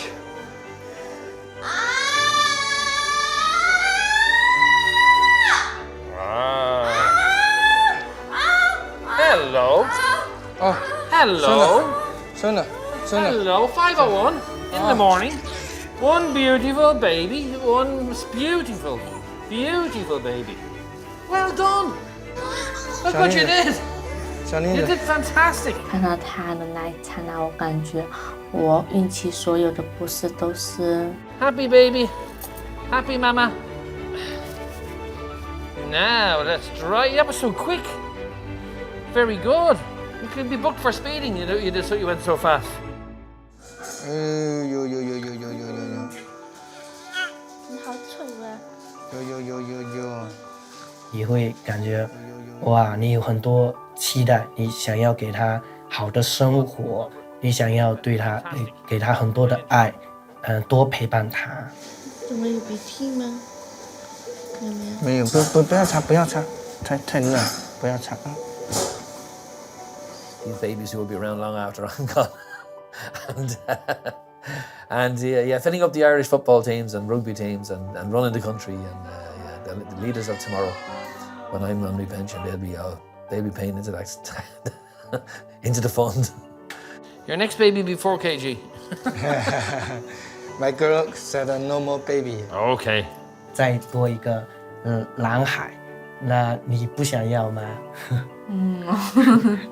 精神精力什么都不够，我觉得有2个小孩已经足够了。但是有一个男孩的话，对于中国人的思想来说，确实女孩嫁出去，可是男孩一直陪在身边啊。我不喜欢。OK。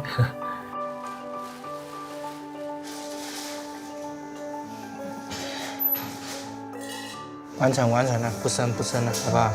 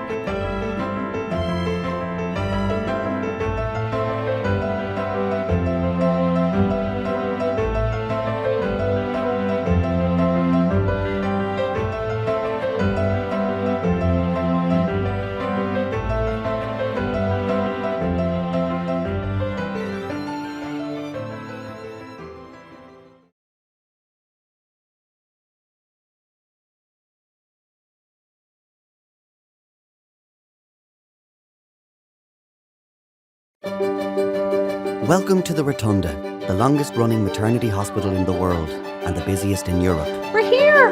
Woohoo! It has seen the birth of close to 1 million Dubliners, and this year, some 25 new babies have been added to that number every day. Black hair, just sticking out. Hello! Oh my God! I know.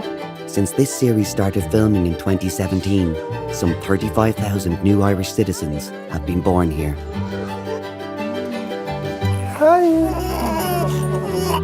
In this episode, we revisit some of the families we met. This don't feel good. It's coming out.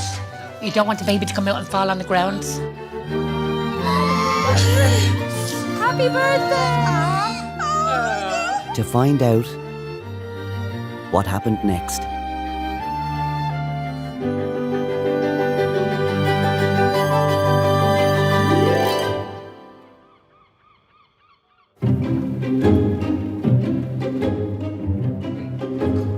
Back in 2019, Jing and Christy arrived into the delivery suite at the Rotunda for the birth of their first baby.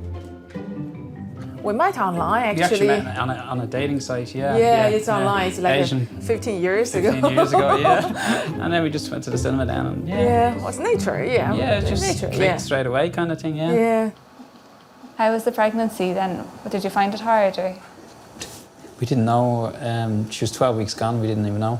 Stop. We tried nearly 10 years. Trying, yeah, Oh, so her cycle was guys. not regular. You thought you were gaining weight. She was actually in the gym, working out, and she brought like this fit belt because she was putting on a bit of a small belly, and she was Yeah. like pumping iron in the gym. And she came home and I was saying to her, she was saying she's getting very chesty. I said, Yeah. I think you might be pregnant. I said, she said, no, I it said, can't no be. way, can't no, be. no, It's not can't yours. be. I said, I said, I think you are. So she actually just went into the toilet and tried. Actually got your pregnancy test kit in the Euro shop. €1.50. I didn't spend too much money for my kids.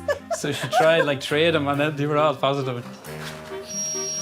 First thing I heard was a scream. I was like, Christy, come here! You know when I You're in opened my trouble. mouth? You're in trouble. This is good. I was waiting for this. After a few hours in labour, Jing had decided to get an epidural. Well done, Jing. That was super. Brilliant, yeah. I thought after epidural, the baby come out automatically. I swear to God. I thought after, great, just lay it down there, probably baby come out because 10 fingers open already, she come out. Eventually, I just relax a bit. Big deep breaths, well done. She had progressed really fast.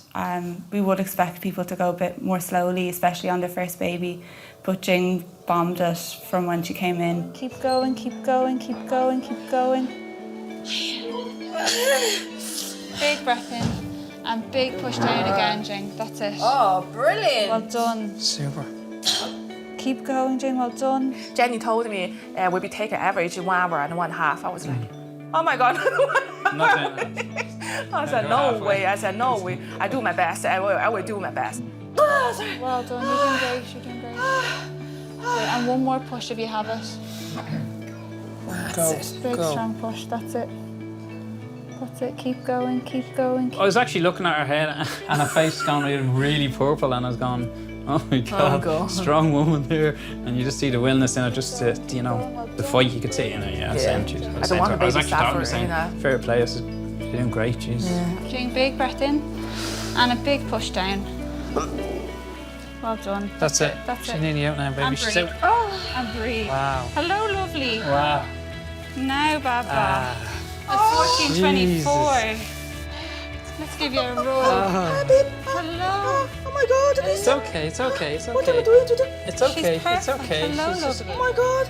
She look like me. Yes. Hello, lovely. Gorgeous. Oh my God. Now, lovely. Oh. Hello, Millie. Hello, baby. Millie.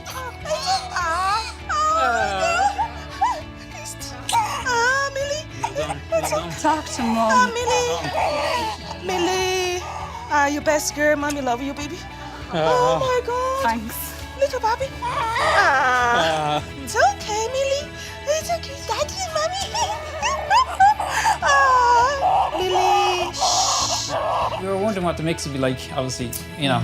I knew it would be dark hair. I was saying it would be brown eyes, and she was now blue. And she was telling me, you probably have your lines on your forehead, or your freckles, double chin. or your freckles, or your double chin. She got everything.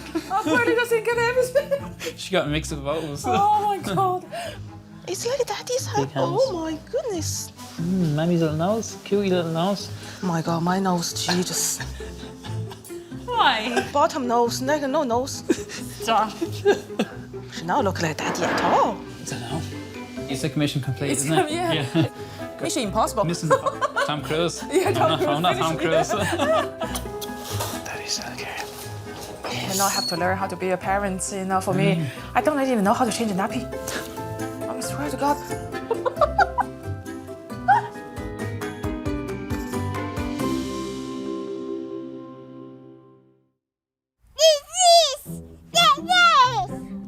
Millie's full of energy. Love to risk. She love to take risk. No problem.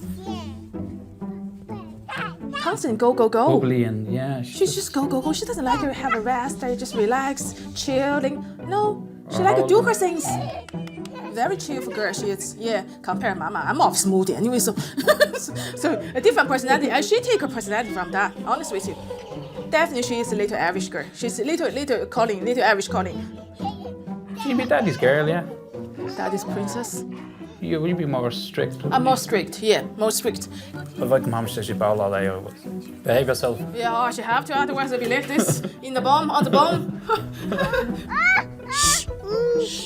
If I had a bad day, you can see my face at the job. And she's like, Dada, Dada. Oh, save me. Yeah, save me, please. I'd just say that if she is bold, you speak to her in Chinese, so I can't understand. Since having Millie, Jing has graduated as a qualified accountant. When Millie born that year, That was my final year in my college. I was doing my finance accounting degree at that time. Sometimes I have no energy. When you're really low mood and after you give birth, your body is in bits and you just no energy. But you have to tell yourself, you can do that. You're stronger than you think. Yeah, you have to believe yourself. It's strong in your mind. And I can see I did really well. I get 2.1, and that's a huge challenge for me. It's huge achievement. Come on. I want to, in the future, if Millie can say from her mama, look, my mom can do this in her age, in her that late 30s age, and she can do anything as well. That's a model. That's a role model for her. Yeah. Have to be tough, girls. Jing is certain that she has no intention of having any more children. Oh, you actually said, would you like to have lunch? No. I'm done. Listen, we're I'm of 40 we're years of age old, now, thank you. so I says, listen, we have one, we're blessed with that, so listen, we just... Don't get greedy, come Yeah, on. we're I have to say, we never really fight for last 10 years. We were together, married 10 years, never had a fight. Never really. We Since just I had meet, easy going, we were- constantly fight like that, constantly. He take loads of shit from me, honest with you. Most I'm a bit times. selfish, honest with you. I'm a bit selfish. Well, you I look are. after myself first. I have to make sure I have my hair done, my makeup done before me to get dressed. Yeah, I'll be like the last minute. I'll be like a Ah, woman. you- I'll be the last forget minute. about that. Getting everything Are you ready. ready, Christy? Go. And she'd be If going, you're not "Are ready, you not go." ready yet?" And she'd be glammed up, and I'd be like, "Look what state me." It doesn't matter. You're not important. You only carry the bags. Exactly. Yeah. You do it.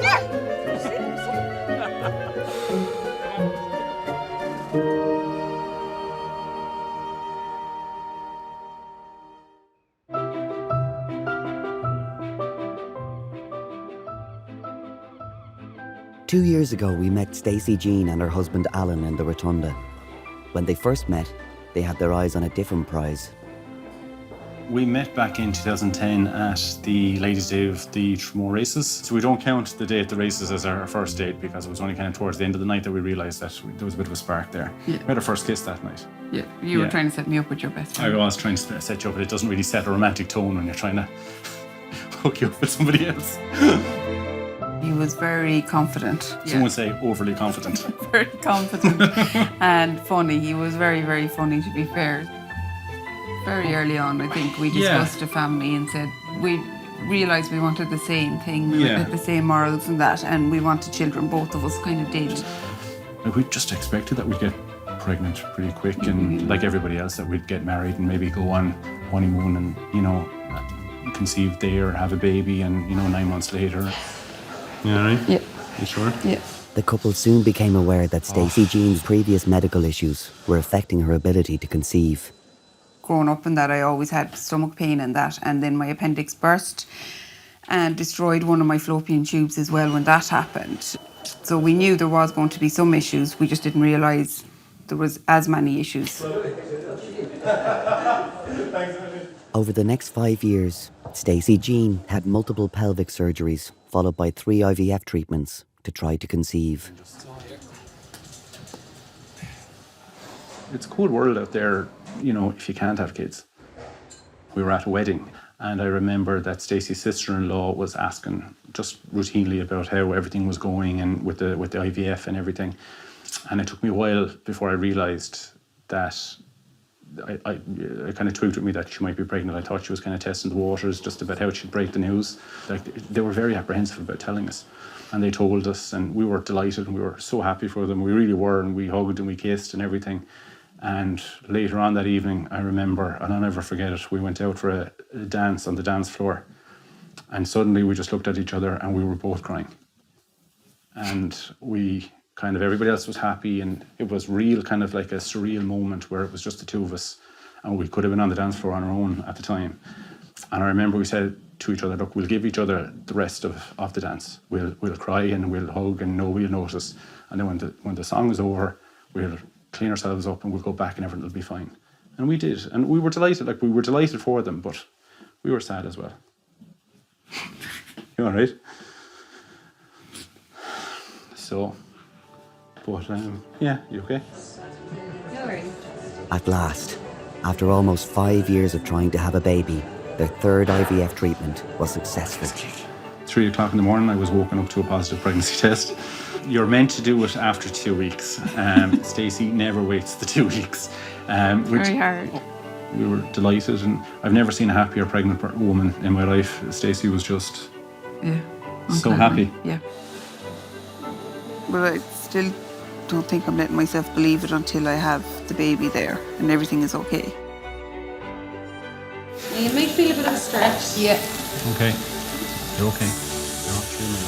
Stick to it. You're not too bad. Okay. Hello. Congratulations. Let's see, what have we got, guys? What have we got? It's we're right. Congratulations, both of you.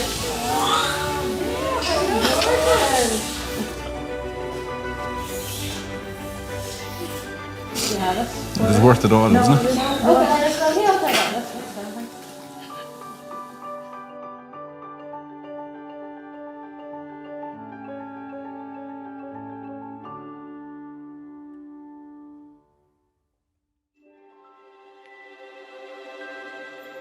We were so blessed just to get pregnant with the IVF and that. We had pretty much said that that would have been our last round, and thank God we did it when we did it and it worked.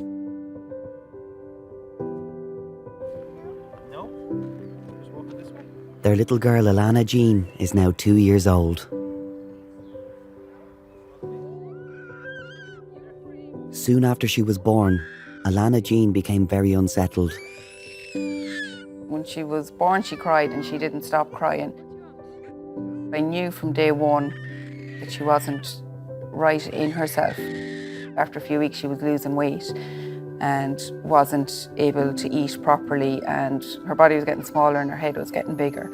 And she was just uncomfortable, and anytime she'd cry or something, I was like, there's something wrong, there's something not right. I don't like the way she is like this. And at the beginning, everyone's like, no, that's normal, that's babies, that's the way babies are. And I was like, going, no, there's something wrong here, this isn't normal. I wanted someone to listen. To be honest, I wasn't probably as supportive as I should have been at the time.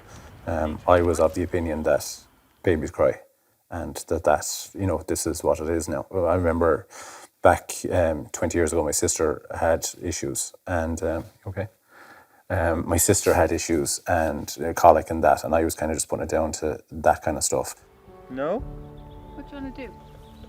What do you want to do? Stacey brought her into the doctor one day, and you could see it on the chart that her head really was getting a lot bigger, than it should have been. I could see the worry in the doctors a little bit, which was a big cause of concern. She struggled to feed, she wasn't putting on weight. Say hi, Granny. Go see the swings and the seesaw. She had issues with her feet as well. Her body's hypersensitive, so any touch at all upset her and gave her pains like pins and needles all over her body. Muscles didn't react when she was born, so she wasn't able to move her hands and her legs, so she wasn't able to hold herself or anything. Literally from her head to her toes, there was an issue with something. At 10 months, some of Alana Jean's issues were discovered to be related to a severe cow's milk allergy. A medical team has helped her since the diagnosis. Her diet was changed, and now Alana Jean continues to thrive. Once we knew and learned what it was, then we learned to work with it. She's thriving, she's happy, she's so happy. She's a mini Alan, so she is in every way. She looks like Alan, she walks like Alan. She does have a big Burke head in her, to be fair to her. Like, we couldn't have asked for better, and I know every parent thinks that. They're like, oh, our one is more special than everybody else's, but she is more special than everybody else's,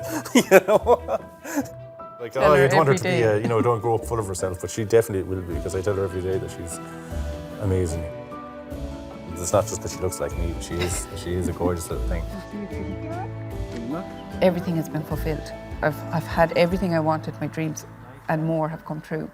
Just the three of us, it's like our own little team now. The second pregnancy would be a bonus, get to do everything again. I can't even let myself think like that. But yeah, at the moment, we're happy. Yeah, we're happy.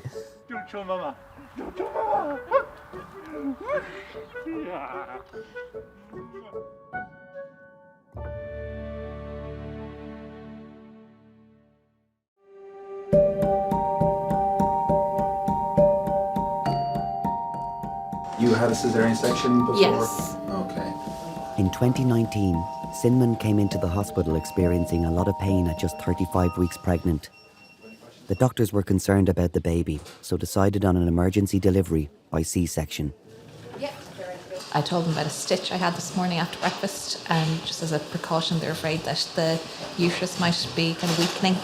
Have you got somebody coming in with you? No, just me. Her husband Ian was on the other side of the world, on a business trip in Miami. Yeah. I flew out on the Sunday and I woke up to a text on the Monday it was when you were getting all your scans and stuff done, saying, guess where I am? And it's like, what? Great. So we're just going to let that dry, okay? And whenever that's dried, then we'll cover you over, then we'll check again. We were just chatting about the scar, and we're going to go through the scar that Oscar was born through, okay? 2.5 years ago, Simon and Ian had their first child, Oscar, who has the fetal abnormality Spina Bifida. This affects bowel and bladder function and can leave the child with little or no ability to walk unaided. It never occurred to us that anything could be wrong. So once we started researching and just seeing all the children who have spina bifida and are happy, and you wouldn't change them for the world. So it was literally just, say, about a week of horror, trauma. Yeah. But after that, we haven't looked back. This baby, another boy, also has the diagnosis of spina bifida. Spina bifida is a condition where a baby, while developing in the womb, has a hole in the spine. When there's a hole in the base of the spine, it exposes the delicate nerve fibers to the damage from the amniotic fluid. And if those nerve fibers get damaged, the baby can lose the power in the legs and also lose power in the bladder. So a baby can be born without the ability to walk and without control of the bladder. 3 months previously, Sinman had travelled to Belgium to undergo pioneering surgery on the baby while he was still in the womb. The surgery repaired a lesion or gap in the baby's spine, in the hopes that this will reduce the effects of spina bifida and give him normal body function. This is the extent of the lesion, and it was about 3 centimetres wide, so it was quite a wide lesion on the lower back. Once they had repaired the nerves and covered over the nerves, they then created a skin flap. You doing okay there? You feeling all right? Yeah? Excellent. Oh. So there's the waters are gone. Excellent. Okay. Yeah. Okay. Now, hello there. Hello. So do you want to hold up, baby? I will indeed, please. Here we go. So now, got him? Hello. Oh, here. Look. Hello. How are you? How are things? He looks great, doesn't he? He's gorgeous. Lovely. Congratulations. He looks fantastic.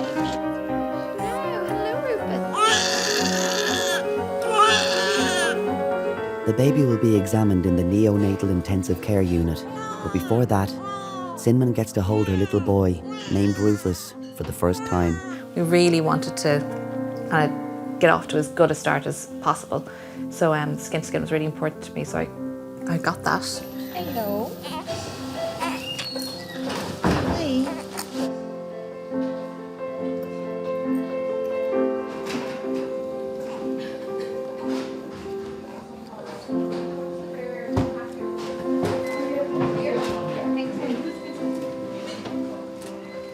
Within hours of his birth, an examination reveals very positive signs that the surgery Rufus had while he was in the womb has been successful. Any benefits will only be revealed in the long term. definitely brought us closer together. Like when all the kind of even through like the toughest times.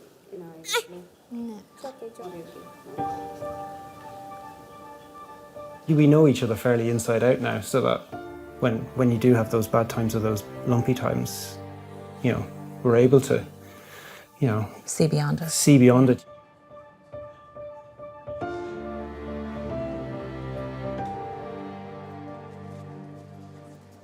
Rufus was transferred to CHI at Temple Street for further assessment. Cinnamon remained in the Rotunda to recover from her C-section.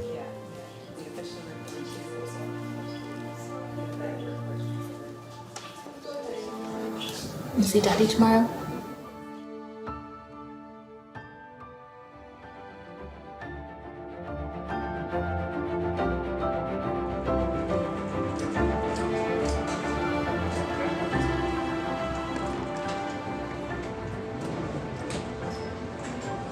There's just a lot of machinery. I'll see him in a few hours. It'll be grand.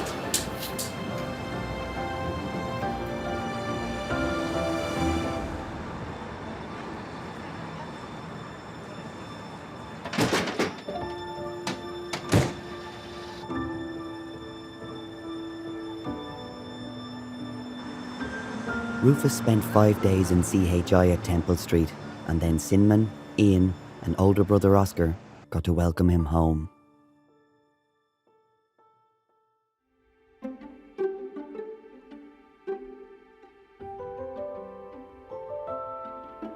We got home and we had the two of them, we had one each. Yeah. Take out of the car and... Then Oscar just wanted to hold him the whole time. He's like, can I There's hold so him? many And then photos of it's just Oscar like, holding him. You know, he's just kind of touching, like as gentle as anything, really. And the two of them just bonding straight away. Yeah. You know, Hasn't stopped. hasn't stopped. You know, maybe not as gentle now as they once were, but yeah. Rufus is now 2 years old, and big brother Oscar is 4.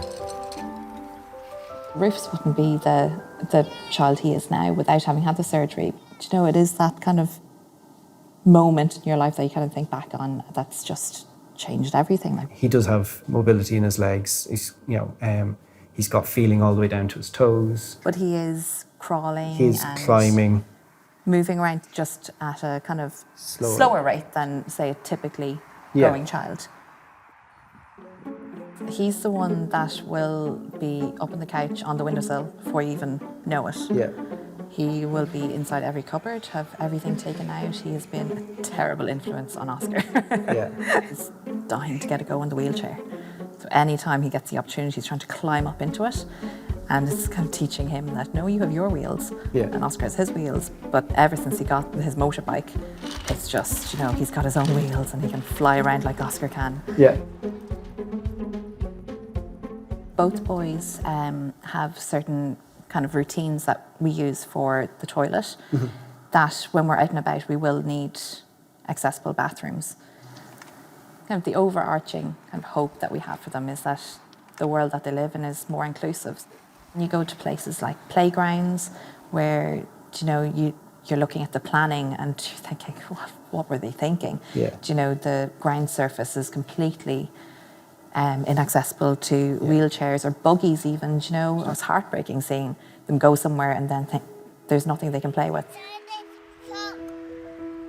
So we're trying to start that at home by making our home as accessible for them as possible, making sure they can do what they want to do and encourage them to always kind of do their best at what they put their hand to. Get them into the mindset that they can achieve what they want to achieve. And for us to give them the support now, so that when they are older, they're like, well, you know, nothing's held me back to this date. Why should it start holding me back now?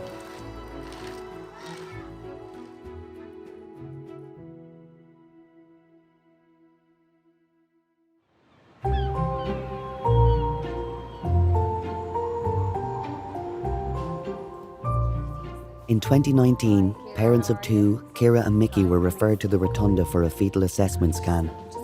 When they first met, Kira was keen to make an early impression.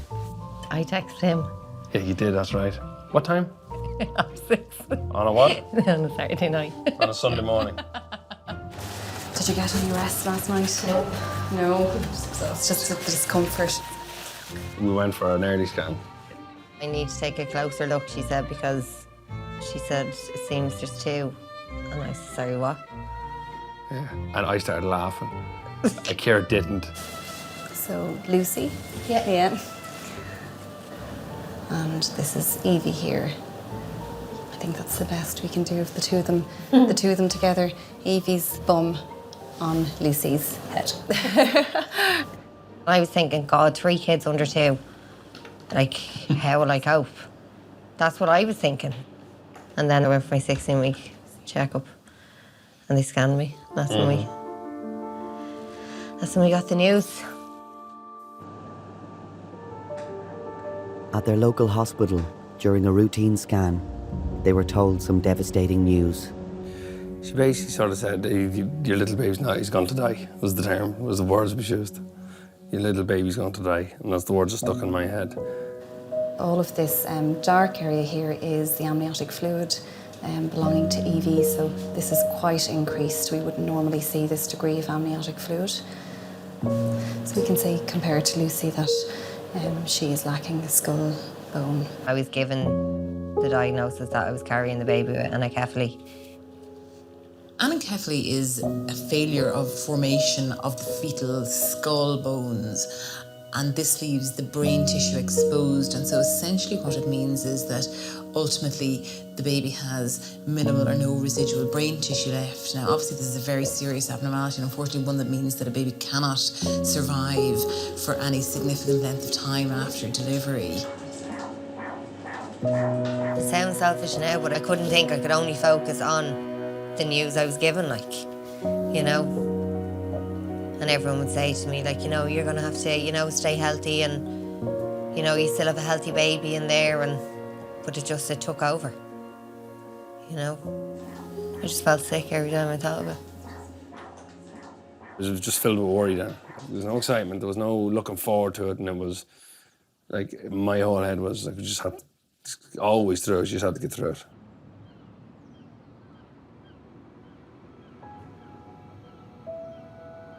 At just 32 weeks, Ciara went into early labour. Their twin girls, Lucy and Evie, were delivered by emergency section. They had to rush me to theatre. But there wasn't even any time to give me the epidural or the spinal block, so they had to knock me out, which I didn't want because, obviously, Evie. So... They had no option. They had no option because the baby, I was fully dilated, the babies are coming. Evie, sadly, passed away shortly after birth.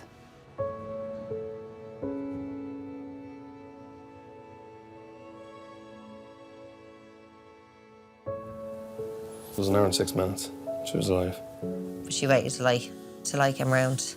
She did, yeah. So, that was nice. I was delighted to see her then still alive. And to get a few minutes even with her. Yeah. As soon as she was born, Lucy was admitted to the neonatal ICU.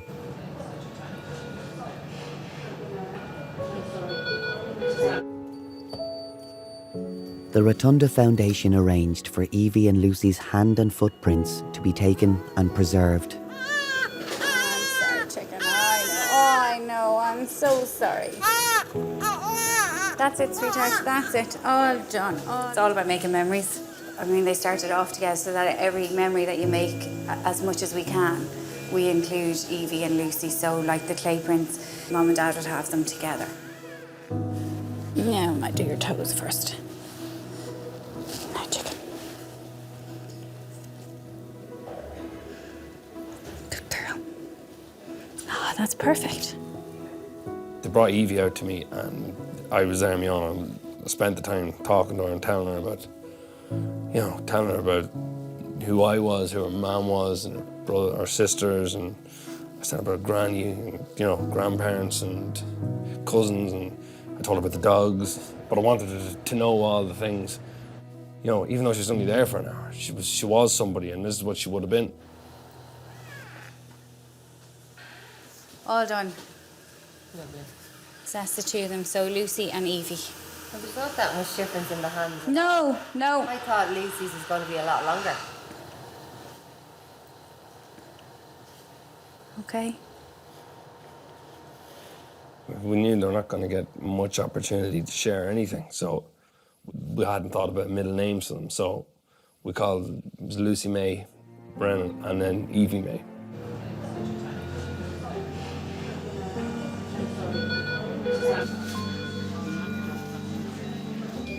Perfect. This side? Yeah.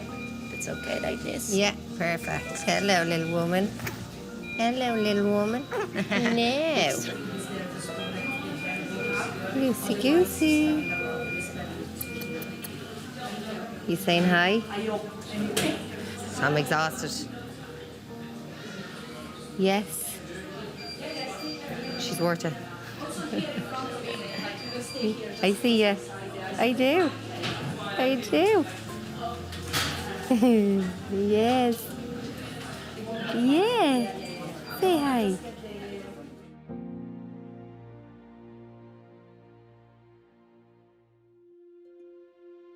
We went in to the hospital with, expecting twins. We actually left the hospital 3 days later with no babies. And Lucy didn't come home for, she's there for 10 weeks. It's all a bit of a blur, really, because we were just so busy up and down with Lucy in ICU. And it was only until you kind of get home then that you start relaxing and it kind of hits you, because it was so intense.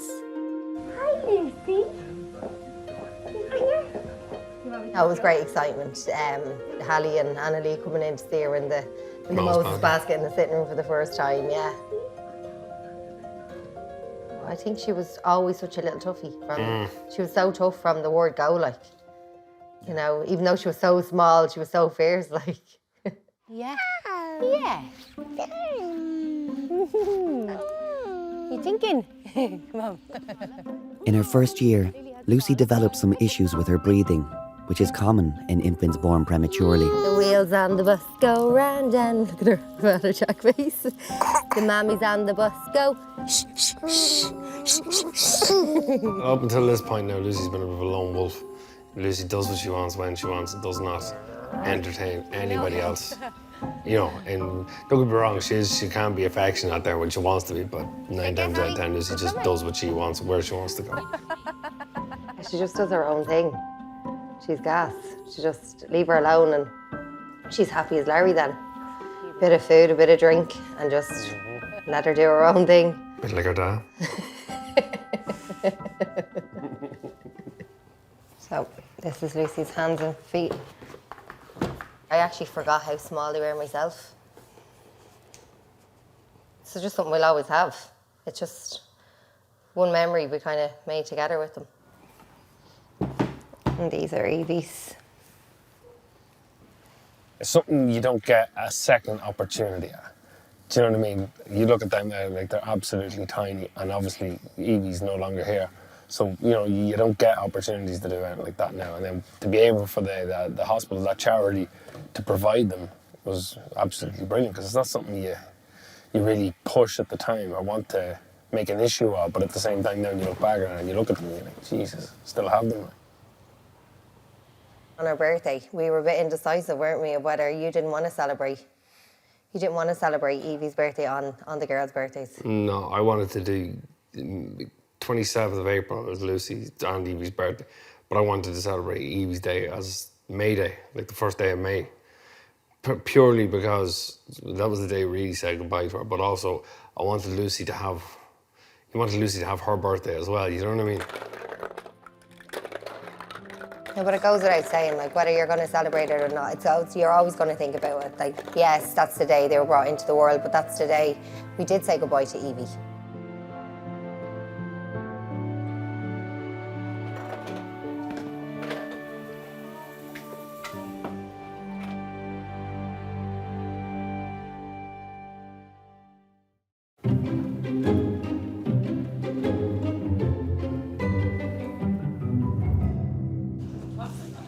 Here we go, Veronica. Back in 2018, we met 32-year-old mother of 3, Nicola, who had reached D-Day for baby number 4. Nicola came over to me for induction. She was an induction because her waters were reducing, so the doctors in clinic felt that she was better off having an induced labour. Nicola's mother, Kay, will be her birthing partner. Her husband, Emmanuel, will join them once the baby is born. My husband, he would stay outside, he'd pray for the whole time that the baby comes out safe. I get through it perfect, but it's more of a mother's place, I think. You come on ahead and you can't surely. I felt comfortable that, for her to be there actually serves a better purpose than me being there. Nice meeting you. Hello. I had 7 babies, 4 boys and 3 girls, and they were very normal deliveries. I never really took at him for the pain. I'd nearly be able to tell him, this is a boy, that's a girl. Boy, girl. I knew the difference of them inside me. The little girls were very gentle, like butterflies. But the boys, I was getting boys' kicks. Little footballer. And they have a name? Larkin. Larkin. Larkin. Larkin, that's lovely. Larkin, because my dad died only 10 weeks ago. Oh, I'm very So his sorry to name was hear that. Larkin. Nice way to remember him. Yeah, nice. I used to go for his appointments with him, all of his chemotherapies and everything. And he knew I was carrying a boy because I brought him for the private scan. And he seen the baby in the scan, so that made him happy before he went as well. You're all right here, sweetheart. Nicola has taken no pain relief during labour, and now her contractions are getting very intense. Can't be long more, nurse. Nurse, can't be long more, sure I can't. Please God. Oh, my stomach is killing me. Go to bed or something. What do you want to do? No, wait, hold on. No, are you feeling anything Hold on, down yeah. below? No. Are you sure? Okay.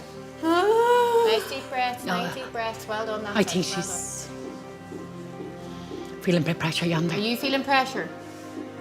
I think it's pressure she's feeling. Now, yeah. I would have loved to be a midwife. I find I can cope and be there for people when they need them, And I mean, I've often told nurses and the ladies that was assisting that the baby is nearly ready to come, and one of them even said back to me, "No," they says, "not for another hour." And within a quarter of an hour, the baby's born. Guys, I think I might be coming soon. Okay. What's wrong? I don't feel good. Is it coming You're out? all right, you're okay, you're okay, you're all right, you're okay. Mommy. She feels it coming. You're Right, okay, nice deep sweetheart. breaths, nice Deep breaths in and out. Of course you can't. No, I have you. Careful, just mind yourself, don't You go can't. off the bed, okay? You don't want the baby to come out and fall on the ground. Ma, stop it, please, Ma.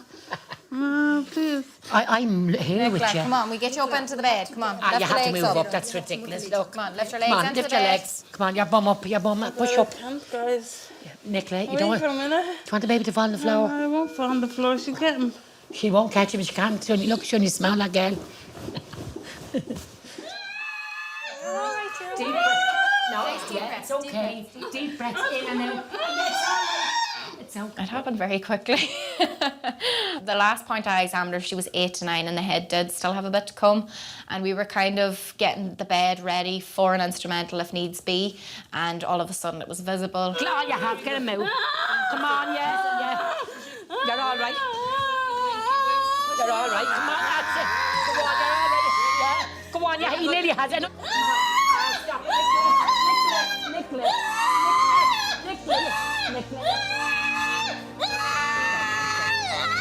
Baby's head is out. Do you want the head of the bed flat? No. Do you want the head flat? Relax. Baby's fine. You're nearly there, look. One more push, sweetheart. Nicola was getting very, very distressed. Her mother was trying to keep her calm. My manager was trying to keep her calm. Help him to get out. I'm waiting for a contraction. I can't, Mum. Okay, it's all right, love. Okay, Mum, you better be quiet. Oh, God. Just give me a hide. Our little baby's sitting there waiting. He's waiting. Like, come on, that's it. Ah, he has him. Ah, look. 1734. Oh, you did everything. You were brilliant. Thank you very much. Oh, you're very good. Congratulations. Ah, thank you. Thank you. Ah, gorgeous. Manuel, come up to the delivery suite quick. Congratulations. Your little boy is born. Thanks. She took nothing. I said her all the time. Come in. Dad Emmanuel's prayers have been answered. Baby Larkin has arrived safe and well. I mean, once I see the kid, oh, welcome. That's it. Congratulations. Thanks.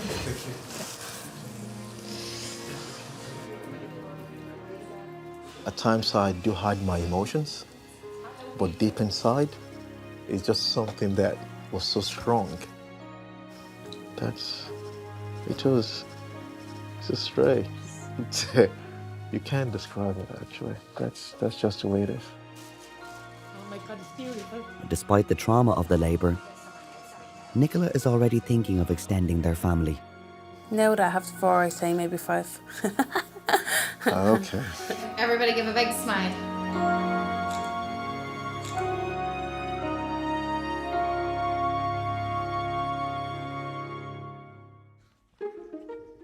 Larkin is now 3 years old and the youngest of 4.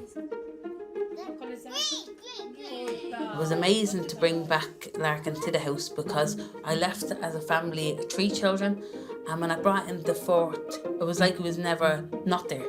We couldn't imagine it without him. 3. I have legs. He's a gas little fella. There's nothing he wouldn't do or wouldn't say. He's like a little daddy. Yeah. He will make them sometimes obey him. Adam, his big brother, that's gone on 18. He'll say, yeah, you sit down, I'm the boss.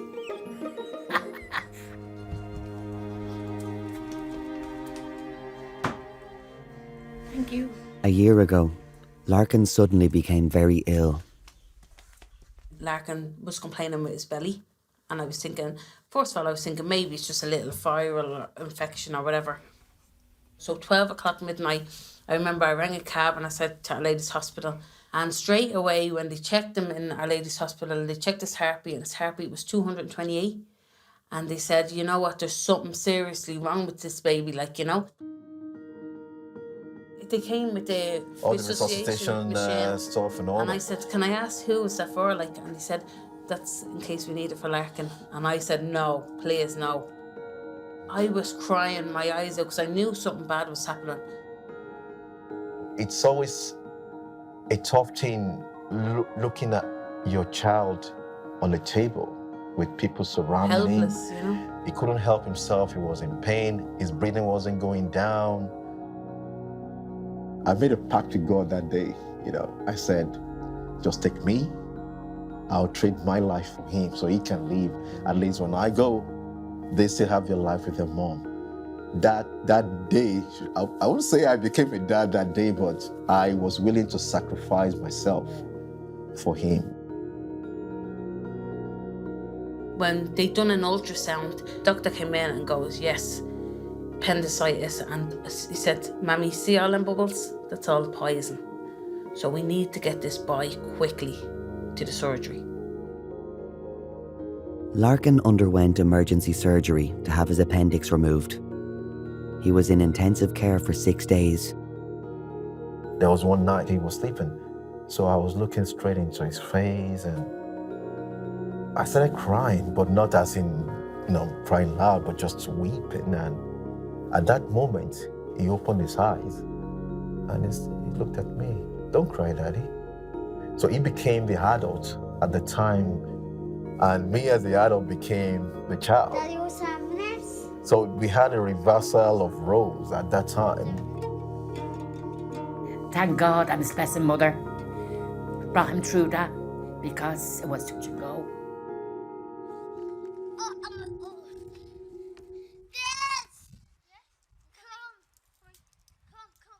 He's now back to his old self, bossing around his older brothers and sister.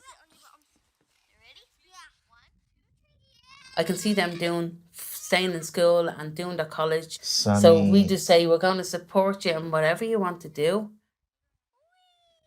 And we will, you will make a doctor if you want to make a doctor. We always encourage them. We try to just bring the best out of them, letting them know that there is still a path that they have to take.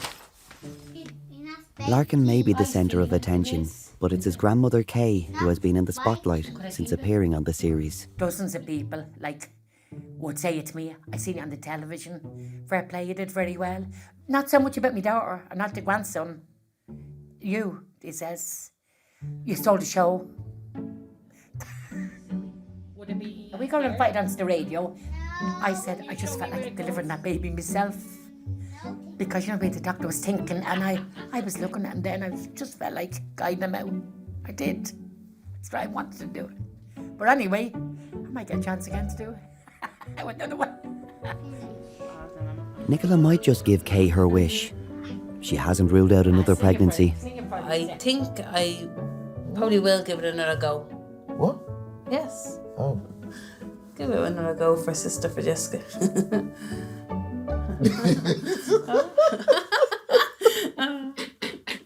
Maybe. I'm still young as well. Oh, Jesus Christ, did you just say that? Yeah. God, women. I think they go for 5, maybe 6.